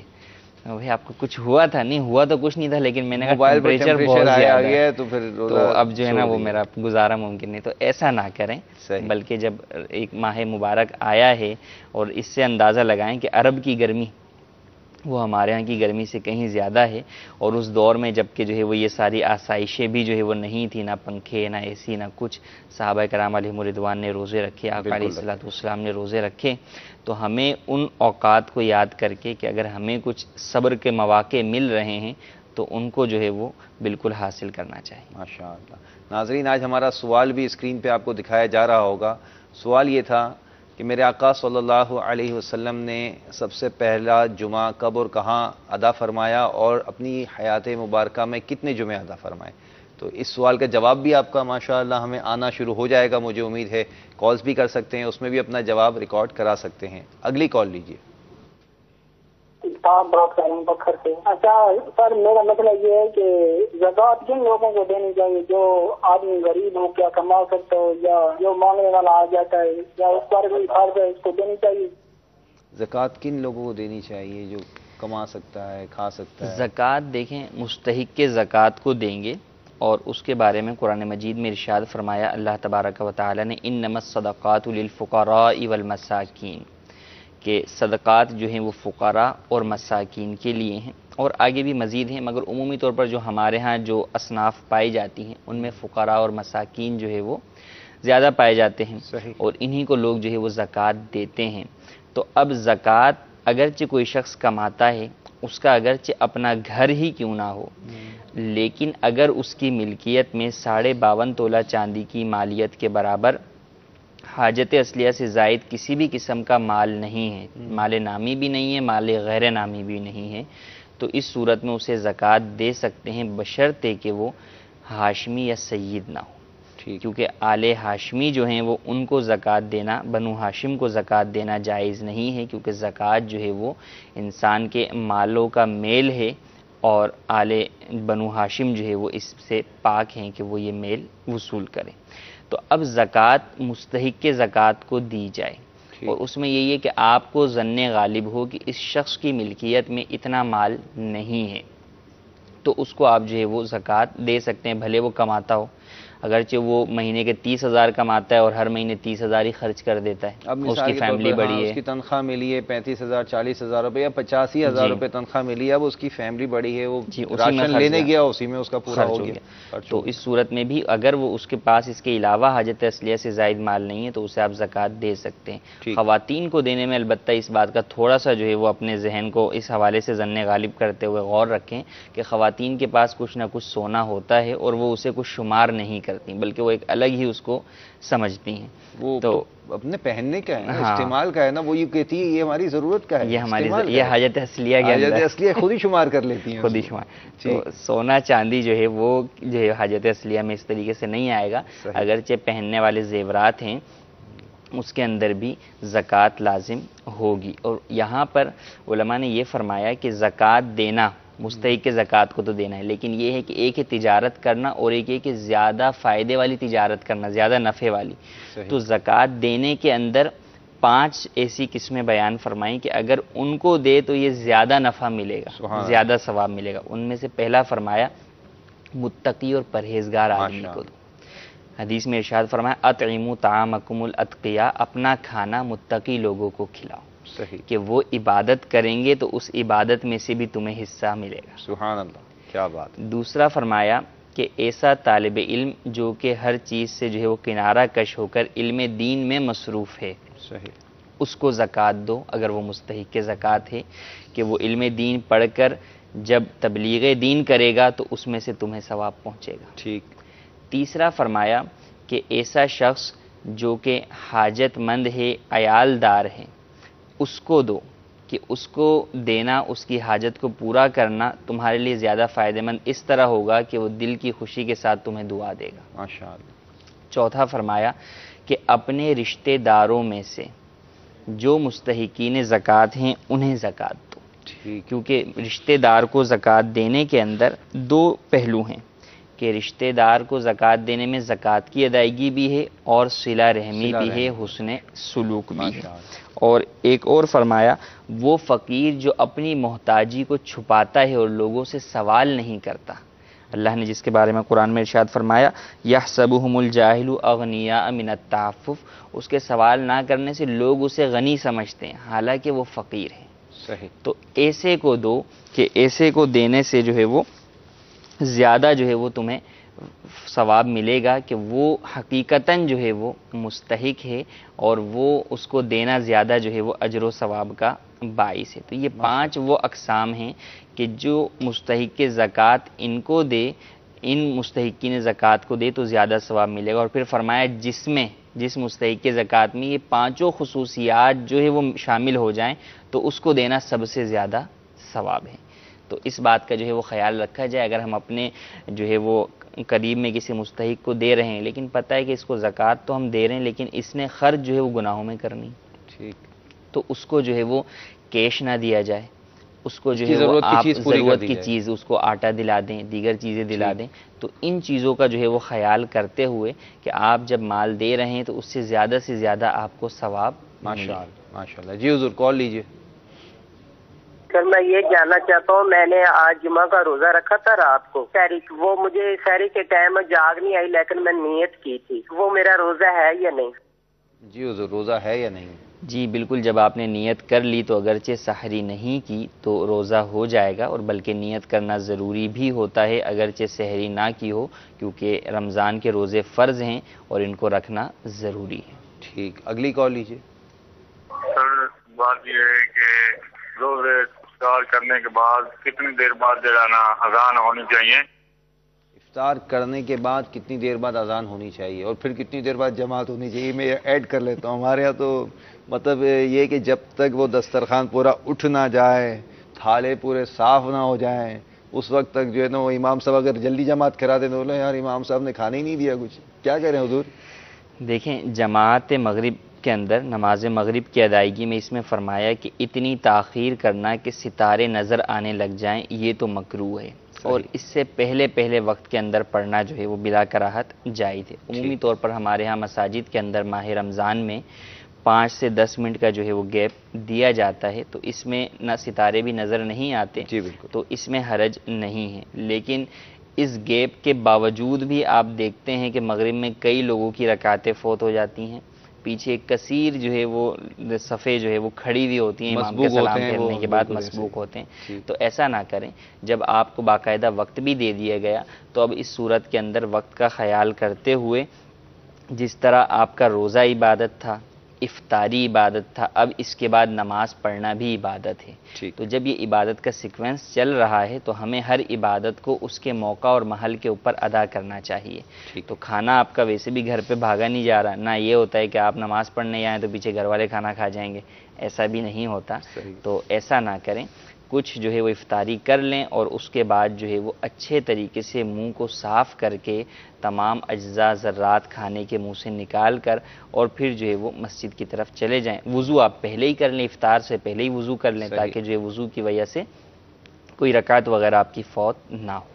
ان کا خاص سوال تھا کہ اذان کتنی دیر بعد دی جا سکتی ہے؟ اذان تو دیکھیں جب وقت مغرب شروع ہو گیا تو اس کے فوراً بعد جو ہے وہ اذان بالکل دی جا سکتی ہے اور دی بھی جاتی ہے. اگر اس میں کچھ جو ہے وہ تاخیر ہو گئی کہ چونکہ مؤذن صاحب نے بھی روزہ کھولنا ہے، انہوں نے بھی پانی پینا ہے، انہوں نے بھی کھجور کھارنی ہے، تو اتنا جو ہے وہ گیپ ہونا ہوگا تو اس میں کوئی حرج نہیں ہے، اور فوری طور پر بھی دے دی جائے وقت شروع ہونے کے بعد. ٹھیک ہے، اگلی کال لیجیے. میں سعودی عرب سے جدہ سے بات کر رہا ہوں. بھائی میں جب ہم قرآن شریف وغیرہ پڑھتے ہیں اس پہ موبائل پہ وہ جائز ہے یا نہیں؟ قرآن مجید موبائل میں پڑھتے ہیں قرآن شریف، تو اب وہ جائز ہے نہیں ہے انہوں نے یہ پوچھا. میں ایک سوال اس میں ایڈ کر لوں گا، کیا اس میں ہاتھ لگا کر جو اس کو صفحہ تبدیل کرتے ہیں؟ قرآن پاک پڑھنا تو جو ہے دیکھیں بالکل جائز ہے، البتہ اس بات کا آپ کو خیال رکھنا ضروری ہوگا کہ آداب تلاوت جو ہیں آپ کس مقام پر پڑھ رہے ہیں، وہ مقام گندگی کا مقام تو نہیں ہے، کیونکہ عموماً جو اس طرح موبائل پر یا پیڈ پر یا ٹیبلیٹ پر پڑھتے ہیں تو جیسے وہ سفر کے دوران بھی جو ہے وہ پڑھتے ہیں، تو اس میں یہ فرمایا کہ اس بات کا خیال رکھیں کہ گندی جگہ سے نہ گزر رہے ہوں. اگر گزر رہے ہوں تو اس وقت تلاوت موقوف کر دیں. اب جہاں تک دوسرا ہے کہ جو ہے وہ اس پر جو قرآنی حروف ظاہر ہو رہے ہیں ٹچ اسکرین پر اس کو چھونا، تو اس میں احتیاط یہی ہے کہ اس کو باوضو ہی چھوا جائے، بلا وضو جو ہے وہ چھونا منع ہے. ٹھیک، اگلی کال لیجیے. جناب محترم، میں محمد بلال اطاری سعودی عرب سے بات کر رہا ہوں. میرا آپ سے ایک سوال تھا کہ جو کہتے ہیں کہ روم کے اندر یا گھروں کے اندر کسی قسم کی کوئی تصویر کسی انسان کی کسی جانور کی نہیں لگانی چاہیے، اس سے رحمت کے فرشتے گھر میں نہیں آتے. اور یہ جو ہم اپنے گھروں میں مسجد نبوی یا حرم پاک کی تصویر لگاتے ہیں تو اکثر اوقات دیکھا گیا کہ طواف کے دوران کچھ ایسی فوٹوز لوگوں کی اس کے اوپر ہوتی ہیں، تو کیا اس طرح کی فوٹو لگانا جائز ہے یا نہیں؟ جزاک اللہ خیر، رہنمائی فرما دیجیے. آمین آمین. اسی طرح کا ایک میسج یہاں بھی میں نے پڑھا کہ میرے پیر و مرشد کی تصویر لگی ہوئی ہے، لوگ کہتے ہیں جہاں تصویر لگی ہو وہاں نماز جائز ہے یا نہیں ہے، تو ذرا یہ بھی رہنمائی فرما دیں. دونوں کا ایک ساتھ ہی جواب ہو جائے. دیکھیں تصاویر گھر میں لگانا، جاندار کی تصاویر لگانا ناجائز و حرام ہے، اور اس کی وجہ سے رحمت کے فرشتے داخل نہیں ہوتے، بندہ گناہگار بھی ہوتا ہے. نبی کریم صلی اللہ علیہ وسلم جب فتح مکہ کے موقع پر مکۃ المکرمہ میں اور خانہ کعبہ شریف میں داخل ہوئے تو کفار نے بھی جو ہے وہ چند تصاویر خانہ کعبہ کے اندر بنائی ہوئی تھیں، حضرت ابراہیم علیہ السلام کی بھی جو ہے وہ بنائی ہوئی تھی، تو آپ علیہ السلام نے اس کو مٹایا یا مٹوا دیا. تو جب ابراہیم خلیل اللہ علیہ نبینا علیہ الصلوۃ والسلام تک کی تصویر کو مٹوا دیا گیا تو پھر کسی اور کی تصویر کیوں کر جائز ہو سکتی ہے؟ تو پیر و مرشد کی تصویر ہو یا کسی کی بھی ہو، اس کا پرنٹ آؤٹ نکال کر اس کو لگانا جو ہے وہ بالکل بھی جائز نہیں ہے، گناہ ہے. اور اگر تصویر سامنے ہوگی، نمازی نماز پڑھ رہا ہے اور تصویر اس کے سامنے ہے اور پورے قد کی ہے، تو اس صورت میں تو نماز مکروہ تحریمی واجب الاعادہ ہوگی. یوں ہی پورے قد کی تصویر ہے اور سجدہ کرنے کی جگہ پر ہے تو بھی یہی حکم ہے کہ نماز مکروہ تحریمی ہوگی. اور اگر آدھے قد کی تصویر ہے یا دائیں یا بائیں ہیں یا پیچھے ہے تو اس صورت میں بھی کراہت تنزیہی ہوتی ہے. تو لہٰذا جب نماز پڑھیں تو اس صورت میں تصاویر کو ویسے ہی گھر سے خالی رکھیں، چاہے نماز پڑھنی ہے یا نہیں پڑھنی، کیونکہ نماز کا معاملہ الگ ہے کہ کراہت تنزیہی ہونا، نماز کا ہو جانا یہ الگ ہے. لیکن بھلے آدھے قد کی بھی جاندار کی تصویر لگائی ہوئی ہے تو اس کی وجہ سے گناہگار ضرور ہوں گے اور رحمت کے فرشتے داخل نہیں ہوں گے. اور یہ جو انہوں نے جس طرف توجہ دلائی، ایسا ہوتا ہے کئی سینریز ہوتی ہیں، مکہ مدینہ کی تصاویر ہوتی ہیں، ان کے اندر یہ ہوتا ہے کہ لاتنے والا اس تصویر کی وجہ سے نہیں لاتا، وہ تو مکہ مدینہ کی نیت سے لاتا ہے، یا کسی جگہ کی سینری لے کر آیا ہوا ہے تو وہ گرینری کی وجہ سے لے کر آیا ہوا ہے. لیکن اس کے اندر بعض اوقات تصاویر ہوتی ہیں جن کے چہرے باقاعدہ واضح ہوتے ہیں. تو ایسی صورت میں کم از کم آپ ان تصاویر کو جو ہے وہ مارکر وغیرہ کے ذریعے پرماننٹ مارکر سے چھپا دیں. ٹھیک ہے. اگلی کال لیجیے. میں محمد ابرار راولپنڈی سے بول رہا ہوں. حضور میں نے سوال پوچھنا ہے کہ صلاۃ التسبیح جب امام پڑھاتا ہے تو اس کا کیا طریقہ ہے؟ آیا بلند آواز سے قرات کرے گا یا نہیں؟ اس کا سارا طریقہ آپ برائے کرم مجھے بتا دیں. صلاۃ التسبیح کی نماز جب امامت کریں گے تو قرات کیا جہری ہوگی یا سری ہوگی؟ رات کے اندر جب صلاۃ التسبیح پڑھائی جائے گی تو اس صورت کے اندر امام اس کے اندر قراءت جو ہے بآوازیں بلند کرے گا، جہری قراءت ہوگی اور امام کی قراءت کے وقت مقتدی خاموش رہیں گے. اور جو تسبیحات کے مواقع ہیں وہاں پر مقتدی تسبیحات پڑھیں گے. ٹھیک.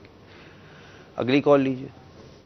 حضور عرب شریف سے بول رہے ہیں جی، اگر سحری کھا کے آدھا گھنٹہ یا پونا گھنٹہ بعد آدمی کو الٹی آ جاتی ہے پھر؟ سمجھ نہیں ہے مجھے کال. یہ سحری کھا کر کیا انہوں نے کہا؟ آدھے گھنٹے بعد الٹی آ جاتی ہے. آدھے گھنٹے بعد؟ جی دوبارہ چلائیں. حضور عرب شریف سے بول رہے ہیں جی، اگر سحری کھا کے آدھا گھنٹہ یا پونا گھنٹہ بعد آدمی کو الٹی آ جاتی ہے پھر؟ الٹی آ جاتی ہے. جی الٹی آ جاتی ہے تو الٹی خود بخود آنے سے تو روزہ نہیں ٹوٹتا اگرچہ منہ بھر ہو. ہاں اگر اس میں سے جان بوجھ کر کچھ واپس لوٹایا تو اگر وہ چنے کے برابر یا اس سے زیادہ ہے تو اس صورت میں روزہ ٹوٹ جائے گا. خود بخود الٹی آ گئی، منہ بھر ہے، واپس کچھ بھی نہیں لوٹایا تو اس صورت میں روزہ نہیں ٹوٹے گا. ٹھیک ہے. کیا امام کے پیچھے اسلامی بہنوں کی نماز اور تراویح ہو سکتی ہے؟ دارالفتہ اسلامی بھائی سے ریکویسٹ ہے کہ اس کا جواب ارشاد فرمائیں. جی حضور. خواتین کو گھروں میں جو ہے وہ نماز ادا کرنا چاہیے. نبی کریم صلی اللہ علیہ وسلم کی حدیث مبارکہ ہے، ارشاد فرمایا کہ میری مسجد یعنی مسجد نبوی میں نماز پڑھنے سے افضل یہ ہے کہ عورت اپنے گھر میں نماز ادا کرے. تو خواتین جو ہے وہ اپنے گھروں میں نماز ادا کریں اور علیحدہ علیحدہ جو ہے وہ ادا کریں. مساجد کے اندر جو ہے وہ آ کر تراویح یا دیگر جماعتوں میں شریک ہونے کی خواتین کو اجازت نہیں ہے. ٹھیک ہے. کیا آنکھ میں دوا ڈالنے سے روزہ ٹوٹ جاتا ہے؟ اسلامی بہن نے سوال کیا ہے. جی ہاں، آنکھ میں دوا ڈالنے سے جو ہے وہ روزہ ٹوٹ جاتا ہے، لہذا اس سے بچنا چاہیے. صرف سرما ڈالنے کی اجازت ہے، سرما لگا سکتے ہیں. ٹھیک ہے. اب یہ زکوٰۃ کے حوالے سے ایک سوال ہے کہ جیسے گھر میں جو ہے وہ بیٹیوں کے لیے جہیز جمع کیا جاتا ہے. جی جی. تو اس کے حوالے سے رہنمائی فرمائیے کہ یہ جو جہیز گھر میں جمع ہوتا ہے اور سامان خریدا جاتا ہے، مختلف چیزیں جمع کی جاتی ہیں، پہلے سے تیاری ہوتی ہے، اس کے اوپر زکوٰۃ کے کیا مسائل ہوں گے؟ دیکھیں، جو سامان جہیز کے لیے خریدا جانے والا ہے اس کے اندر بعض سامان تو مال نامی ہوتا ہے، بعض چیزیں جیسے سونے کے سیٹ بنوا کے رکھ لیے جاتے ہیں، چاندی کے سیٹ بنوا کے رکھ لیے گئے، اور اس کے علاوہ فرنیچر ہے یا جو ہے وہ ڈنر سیٹس ہیں یا جو ہے وہ بلینکٹس ہیں اور دیگر چیزیں ہیں. تو دیگر جو اشیاء ہیں چونکہ یہ مال نامی نہیں ہیں تو ان کے اوپر تو زکوٰۃ لازم نہیں. ٹھیک. ہاں جو سونے چاندی کے سیٹ وغیرہ بنا کر رکھ لیے ہیں یا جو ہے وہ بنا کر تو نہیں رکھے لیکن والدہ نے جو ہے وہ اپنے ذہن پر یا نانی نے یا دادی نے اپنے طور پہ رکھے ہوئے کہ بھئی یہ میں نے فلاں جو ہے پوتی کے شادی میں دینے ہیں، فلاں نواسی کی شادی میں دینے، والدہ نے رکھا ہوا ہے کہ اپنی فلاں بیٹی کی شادی میں یہ سیٹ دینا ہے. تو اس میں شرعاً حکم یہ ہے کہ عمومی طور پر وہ سیٹ کے بارے میں یہ نیت ہوتی ہے کہ فلاں کو دینا ہے یا فلاں کی شادی کے لیے اسی وقت بنوائے ہوئے ہیں، لیکن وہ ملکیت جو ہے وہ یا تو والدہ کی ہوتے ہیں یا والد کی ہوتے ہیں. ٹھیک. تو اس صورت کے اندر جب کہ وہ بچی کی ملکیت نہیں ہے، والد یا والدہ کی ملکیت ہے، تو اس صورت میں زکوٰۃ بھی اسی پر لازم آئے گی جس کی ملکیت ہے. ٹھیک. اب مثلاً بنوائے جو ہے وہ 2 ماہ پہلے اور زکوٰۃ کا سال پورا ہو گیا اب ان کا، تو چونکہ پہلے سے صاحب نصاب ہیں تو اب اگرچہ 2 ماہ پہلے ہی جو ہے وہ بنوائے ہوں سونا چاندی، جب سال پورا ہوا تو بقیہ مال کی زکوٰۃ کی ادائیگی کے ساتھ ساتھ اس سونے کے سیٹوں کی بھی زکوٰۃ کی ادائیگی لازم ہوگی. اسے یہ سمجھنا ہے کہ نہیں بھئی یہ تو بیٹی کو بس ہم نے بیٹی کے لیے کر دیا، ایسا نہیں ہے، کیونکہ ایک تو بیٹی کو آپ نے قبضہ بھی نہیں دلایا، تو ابھی بیٹی کو دیا بھی نہیں ہوتا، شادی کے موقع پر ہی دینے کا ذہن ہوتا ہے. ہاں اگر کوئی ہمارے یہاں رواج بھی یہی ہے کہ بیٹی کو سونا دیا ہی شادی پر جاتا ہے، شادی پر دیا یعنی پہلے سے مالک بنانے کا ذہن مطلب میری علم میں نہیں. ہاں اگر کوئی جو ہے وہ دے دے کہ بھئی ٹھیک ہے میں قبضہ دلا دیتا ہوں، تو اگر جو ہے وہ بیٹی پہلے صاحب نصاب تھی تو اس کے لیے بھی یہی حکم ہوگا کہ جب اس کا نصاب کا سال پورا ہوگا تو وہ اس سونے پر بھی زکوٰۃ دے گی. اور اگر وہ صاحب نصاب نہیں تھی تو جب باپ نے جو ہے وہ اس کی ملک کر دیا، اس کا قبضہ دلا دیا، تو اس دن سے آگے وہ جو ہے اپنا نصاب کا سال شروع کرے گی اور اگلے سال پھر زکوٰۃ دے گی. ٹھیک ٹھیک ٹھیک ٹھیک. اب اس میں ایسا ہوتا ہے کہ وہ گھر میں ولیمے کے لیے پیسے رکھیں الگ، تو شادی کی دعوت کرنی ہے، ہال کا اتنا خرچہ ہوگا وہ بھی الگ رکھے ہوئے ہیں، تو وہ تو اب کیسے کریں؟ وہ یہ پیسے جو رکھے ہوئے ہیں یہ تو ایک وسیع جو ہے وہ ہے، یعنی یہ صرف اس کے لیے نہیں، شادی کے لیے پیسے رکھے ہوئے ہوتے ہیں، اچھا قربانی کے لیے پیسے جمع کر رہے ہوتے ہیں، اچھا حج کے لیے پیسے جمع کر رہے ہوتے ہیں، گھر خریدنا ہے اس کے لیے پیسے جمع کر رہے ہیں. تو یہ جتنی بھی چیزیں ہیں کہ جس کے لیے آگے میں آپ خریدنا ہے، کچھ رکھنا ہے، کچھ کرنا ہے، پیسے جمع کر رہے ہیں، تو جب تک آپ نے وہ کام کیا نہیں ہے اس وقت تک یہ پیسے آپ کے زائد ہی ہیں، حاجت اصلیہ میں شمار نہیں ہوتے. ان پیسوں کی زکوٰۃ آپ پر لازم ہوگی جب آپ کا نصاب کا سال پورا ہو رہا ہے اور یہ پیسے آپ نے رکھے ہوئے ہیں تو ان پر زکوٰۃ لازم ہوگی. اب گھر خریدنے کے لیے جو ہے وہ لاکھوں روپے درکار ہوتے ہیں، تو اب جو ہے وہ اگر کوئی جمع کر رہا ہے ہر سال جو ہے وہ 1 لاکھ روپے جمع کر رہا ہے، تو اب کوئی جو ہے 15-20 سال کے بعد جا کے اس کے پاس 15-20 لاکھ ہوں گے، پھر گھر خریدے گا تو ہر سال اس کو زکوٰۃ دینی ہوگی. اور یہ نہ سمجھیں کہ اگر زکوٰۃ دیں گے تو مال میں کمی ہوگی، میں گھر کیسے خریدوں گا، بلکہ اللہ تبارک و تعالیٰ کی ذات پہ کامل یقین رکھیں. اور ایسا واقعی مشاہدہ بھی ہے کہ اگر آپ زکوٰۃ ادا کرتے ہیں تو اللہ تبارک و تعالیٰ غیب سے اسباب پیدا فرماتا ہے اور مال میں برکت عطا فرماتا ہے. الحمدللہ الحمدللہ. ہمارے ناظرین آپ کو ہم نے سوال دیا تھا تو میں چاہوں گا اس سوال کا جواب آپ کو پیش کر دیا جائے، اور یہ امیر اہل سنت کی کتاب ہے نماز کے احکام، اس میں الحمدللہ آپ نے یہ تحریر فرمایا ہے، صفحہ نمبر 4، رسالہ فیضان جمعہ. صدر الافاضل حضرت علامہ مولانا محمد نعیم الدین مراد آبادی علیہ رحمۃ اللہ الہادی فرماتے ہیں کہ حضور اکرم صلی اللہ تعالی علیہ وآلہ وسلم جب ہجرت کر کے مدینہ طیبہ تشریف لائے تو 12 ربیع الاول روز 2 شنبہ یعنی پیر شریف کو چاش کے وقت مقام قباء میں اقامت فرمائی. 3 شنبہ منگل شریف، 4 شنبہ بدھ شریف، 5 شنبہ جمعرات یہاں قیام فرمایا اور مسجد کی بنیاد رکھی، اور روز جمعہ مدینہ طیبہ کا عزم فرمایا. بنی سالم ابن عوف کے بطن وادی میں جمعہ کا وقت آیا، اس جگہ لوگوں نے مسجد بنائی اور سرکار صلی اللہ تعالی علیہ وسلم نے وہاں جمعہ ادا فرمایا اور خطبہ بھی فرمایا. اور اس مقام پر امیر سنت فرماتے ہیں کہ الحمدللہ اس مسجد میں امیر اہل سنت بھی تشریف لے گئے ہیں. ماشاءاللہ وہاں پر آپ نے بھی اس مسجد کی زیارت کی ہے. میں مدینے تو گیا تھا، یہ بڑا شرف تھا، لیکن کبھی لوٹ کر نہ آتا تو کچھ اور بات ہوتی. اسی طرح ہمارے اس سوال کا دوسرا حصہ یہ تھا کہ میرے آقا صلی اللہ علیہ وسلم نے کتنے جمعے ادا فرمائے. نبی کریم صلی اللہ تعالی علیہ وسلم نے تقریباً 500 جمعے پڑھے ہیں، اس لیے کہ جمعہ بعد ہجرت شروع ہوا، جس کے بعد 10 سال آپ صلی اللہ علیہ وسلم کی ظاہری زندگی شریف رہی. اس عرصے میں جمعے اتنے ہی ہوتے ہیں. یہ اگر تفصیل کوئی پڑھنا چاہے تو الحمدللہ امیر سنت کا رسالہ فیضان جمعہ یا احکام نماز، اس کے صفحہ نمبر 401 پر پڑھ لے اور فیضان جمعہ کے صفحہ نمبر 6 پر پڑھ لے. صلو علی الحبیب صلی اللہ تعالی علی محمد صلی اللہ علیہ وسلم. جی حضور کال چلائیے. جناب میں سعودی عرب سے بات کر رہا ہوں، میرا نام ہے محمد اقبال. میں آپ سے صرف یہی پوچھنا چاہتا ہوں کہ جیسے ہم نے دوپہر کا نماز پڑھا، پہلے فرض پڑھا، پھر سنت پڑھا، پھر نفل پڑھا. ابھی مجھے آپ بات ایک بتائیے مہربانی کر کے، ہم فرض پڑھ کے دعا مانگ لیں یا نماز پورا ختم کر کے پھر دعا مانگ لیں؟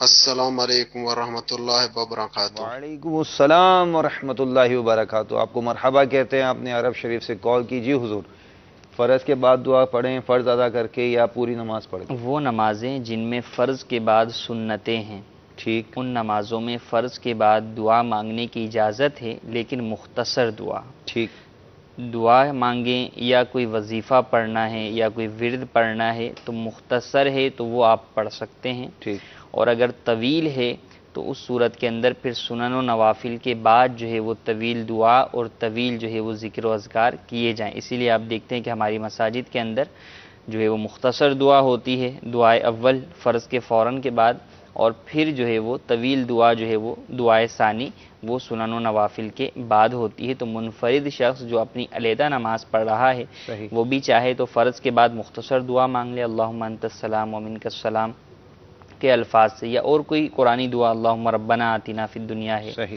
یا اور اپنی زبان میں مانگنی ہے تو اس میں مختصر کوئی دعا مانگ لے، اور پھر سنت اور نوافل جو ہے وہ ادا کرے، اور بقیہ طویل دعا یا طویل ذکر و اذکار، تسبیح فاطمہ اور دیگر اذکار جو ہے وہ سنن و نوافل کے بعد جو ہے وہ کریں.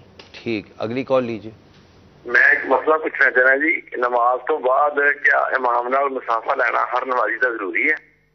نماز کے بعد مصافحہ کرنا ہر نمازی کا امام کے ساتھ سیم کال ہی ہے میرے خیال سے، ہم اس پر گفتگو کر چکے ہیں کہ ضروری تو نہیں ہے، لیکن جو ہے وہ مصافحہ سنت ہے، اچھی نیت کے ساتھ جو ہے وہ کرنا چاہیے. اگر نہیں بھی کرتے تو بھی حرج نہیں ہے. صحیح. اچھا، یہ ایک سوال آیا ہے اسماعیل بھائی کا کہ سخت گرمی ہے اور میرا کام بہت سخت ہے، تو کیا میں روزہ چھوڑ سکتا ہوں؟ اگر روزہ نہیں رکھتا تو اس پر کیا کفارہ ہے؟ روزہ چھوڑنے کی اجازت نہیں ہے، بلکہ یہ ہے کہ اگر کسی کام کی وجہ سے روزے میں جو ہے وہ کمزوری واقع ہوتی ہے تو اس کام میں تخفیف کرے. ٹھیک، اپنے کام سے جو ہے وہ چھٹی لے یا اس میں کچھ ٹائمنگ جو ہے وہ اس کی کم کروائے، لیکن روزہ جو ہے وہ اپنا رکھے. تو لہٰذا روزہ چھوڑنے کی اجازت نہیں ہے، روزہ مکمل طور پر رکھیں، اور روزہ رکھنا ہی ہوتا ہے، اس کا کفارہ یا فدیہ نہیں ہوتا. ٹھیک ٹھیک. جی حضور، کال لیجیے. محترم جناب، میں محمد بلال اطاری سعودی عرب دمام شہر سے بات کر رہا ہوں. مجھے اپنے بھائی کے لیے ایک مشورہ آپ سے کرنا تھا. میرا بھائی جاپان میں کسی کمپنی میں کام کرتا ہے، اور ان لوگوں نے کہا تھا اگر آپ لوگوں نے روزے رکھنے ہیں تو آپ کام پہ مت آئیں. تو اب میرا بھائی کیا کرے؟ اگر وہ کام چھوڑتا ہے تو وہاں جاب ملنی اتنی آسان نہیں ہوتی. اور دوسرا یہ کہ اگر وہ روزہ رکھ کے چلا جائے کام پہ، اگر وہ لوگ پوچھیں کہ روزہ رکھا ہوا ہے کہ نہیں، تو اس دوران وہ جھوٹ بولے گا یا سچ بتائے گا ان کو. برائے مہربانی اس کے بارے میں ہمیں علم عطا فرما دیجیے. جزاک اللہ خیر. وعلیکم السلام ورحمۃ اللہ وبرکاتہ. جی دیکھیں، ایسی کوئی بھی جاب جو کہ ایک مسلمان کو اس کے واجبات سے روکے، عبادات سے روکے، تو ایسی جاب کرنے کی تو شرعاً اجازت نہیں ہے. صحیح. پس منظر یہ ہے کہ ہم بیرون ملک چلے تو جاتے ہیں دنیا کے مال کے لیے یا اور کسی بھی وجہ سے، لیکن اس بات کی طرف جانے والے کی ذرا سی بھی توجہ نہیں ہوتی کہ کیا وہاں پر مجھے اپنے عقائد و اعمال کی، عبادات کی، اسلام کی اور دیگر اسلام کے جتنے پہلو ہیں ان کا تحفظ مجھے حاصل ہوگا یا نہیں ہوگا. حالانکہ یہ ایک اہم ترین ایک مسلمان کی ذمہ داری بنتی ہے کہ وہ اگر کہیں بھی جا رہا ہے، جبکہ دیار کفار میں جا رہا ہے، تو وہ اس چیز کو سب سے پہلے فوکس کرے کہ کہیں میرے دین پر تو آنچ نہیں آئے گی، میرے دین کی جو ہے وہ حفاظت ہونی چاہیے. تو لہٰذا اس چیز کا جو ہے وہ خاص طور پر خیال رکھیں کہ جہاں بھی جائیں، جو بھی جاب کریں، اس میں اپنے دینی معاملات پر کمپرومائز آپ نہ کریں. لہٰذا آپ جو ہے وہ لیو لے لیں یا جو ہے وہ کسی بھی طریقے سے جو ہے وہ ان سے چھٹی لے لیں، وقت کی تخفیف کر لیں، اور روزہ جو ہے وہ رکھیں کہ روزہ جو ہے وہ رکھنا فرض ہے. اور ماہ رمضان جو ہے وہ سال میں ایک ہی بار آتا ہے، تو اس صورت کے اندر یہ اس بات کی ہرگز اجازت نہیں ہوگی کہ آپ جو ہے وہ روزہ چھوڑیں اور جو ہے وہ کام پہ جائیں، بلکہ کام کو چھوڑ کر روزے کو اہمیت دینی ہوگی. اچھا، اس میں اب ایک یہ بھی صورت ہوتی ہے، کیونکہ بیرون ملک میرا بھی سفر رہا ہے، بعض لوگ اپنے طور پر ایزیوم کر لیتے ہیں کیا یہ لوگ کیا کہیں گے میں روزے سے ہوں گا، تو یہ لوگ اس کو مانیں گے نہیں مانیں گے. ایسا نہیں ہوتا. آپ تھوڑی سی ہمت کیجئے، جیسے انہوں نے کہا کہ روزہ رکھ کر جائیں تو وہ کیا کہیں، تو جب وہ روزہ رکھیں اور روزہ رکھ کر اپنی ڈیوٹی پر جائیں، اور اگر وہ پوچھیں تو کہیں میں روزے سے ہوں. اور انشاءاللہ عز و جل جب وہ ایسا کریں گے، اور سانچ کو آج نہیں ہے الحمدللہ، اور جو اپنے دین پر عمل کرتا ہے اس کے لیے کوئی سختی نہیں ہوتی، انشاءاللہ آسانی ہوگی. جو چھٹیاں ہوتی ہیں، لیوز ہوتی ہیں بہت ساری کمپنیوں کی، جب آپ کو پتہ ہے کہ ایسی پرابلمز ہیں تو آپ سال بھر کے اندر اپنی لیوز کو رمضان کے لیے جمع کر لیں. ماشاءاللہ یہ ایک اہم وہ ہے، شوق عبادت کا، شوق عبادت ہے، اور ہمیں اپنے فرض کی ادائیگی کرنی ہے. تو اس صورت کے اندر ہم اپنی لیوز کو جمع کریں اور رمضان کے اندر جو ہے وہ اس سے فائدہ اٹھائیں اور گھر پہ ہم روزہ رکھیں. بڑا پیارا فارمولہ عطا فرمائے. یہ تو توجہ طلب بات ہے کہ ہم ویسے بہت سارے کاموں کے لیے اپنی چھٹیاں جمع کرتے ہی ہیں کہ بھئی مجھے اپنے گھر جانا ہے، تو یہ چھٹیاں جو ہے نا اپنے گھر آ جائیں آپ، ٹھیک ہے، رمضان میں اپنے گھر آ جائیں، یوں ترکیب بنا لیں. ماشاءاللہ.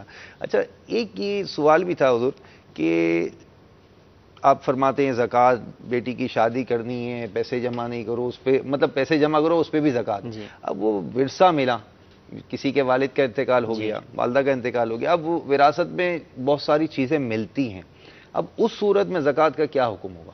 دیکھیں، وراثت کے اندر جو ہے وہ زکوٰۃ جب کسی شخص کا انتقال ہوتا ہے نا، تو اس کے مال میں اس کے ورثاء کا آٹومیٹکلی حصہ ہو جاتا ہے کہ وہ اس کے مالک ہو جاتے ہیں، بھلے قبضہ ہو یا نہ ہو، ان کی ملکیت ثابت ہو جاتی ہے اس کے اندر. اب وراثت میں اگر زمین ملی ہے تو زمین پر تو زکوٰۃ صرف اسی صورت میں ہے جب کہ بیچنے کی نیت سے اسے خریدا ہو. چونکہ اس نے تو خریدا ہی نہیں، اس کو تو ملی ہے ورثے میں، تو اس زمین پر تو زکوٰۃ لازم نہیں ہوگی. ہاں، اگر سونا ملا، چاندی ملی یا پیسے ملے تو اب اس صورت کے اندر جب اس کے اگر یہ پہلے سے صاحب نصاب ہے تو جب اس کے نصاب کا سال پورا ہوگا تو ان چیزوں پر بھی زکوٰۃ دے گا. اور اگر پہلے سے صاحب نصاب نہیں ہے تو جس دن مرحوم کا انتقال ہوا اس دن سے چونکہ اس کی ملکیت اس چیز پہ لازم آ گئی، تو اس دن سے جب اگلا پورا سال پورا ہوگا تو اس کے اوپر اس مال کی زکوٰۃ لازم ہوگی، جبکہ وہ مال نصاب کی مقدار میں موجود ہو. اس پہ کافی بحث ہے، چونکہ وقت کم ہے. یہ بھی ایک سوال بنتا ہے کہ ہمارے یہاں معمول اس طرح کا ہے کہ والد کا جیسے انتقال ہو گیا نا، تو اب والدہ جو ہے نا وہ آٹومیٹکلی سارے مال کی جو ہے نا ہمارے یہاں مطلب مالک بن جاتی ہیں. مالک بن جاتی ہیں، یہ بس اوقات اولاد بنا دیتی ہے کہ بھئی پاور آف اٹارنی جو ہم نے سارا آپ کو دیا. تو ایسی صورت کے بھی بہت سارے سوالات بنتے ہیں. انشاءاللہ اس پہ تفصیلی ہم لیں گے. کچھ ہمارے سوالات ہیں وہ لے لیتے ہیں پہلے. جی حضور. کامران ناصر بات کر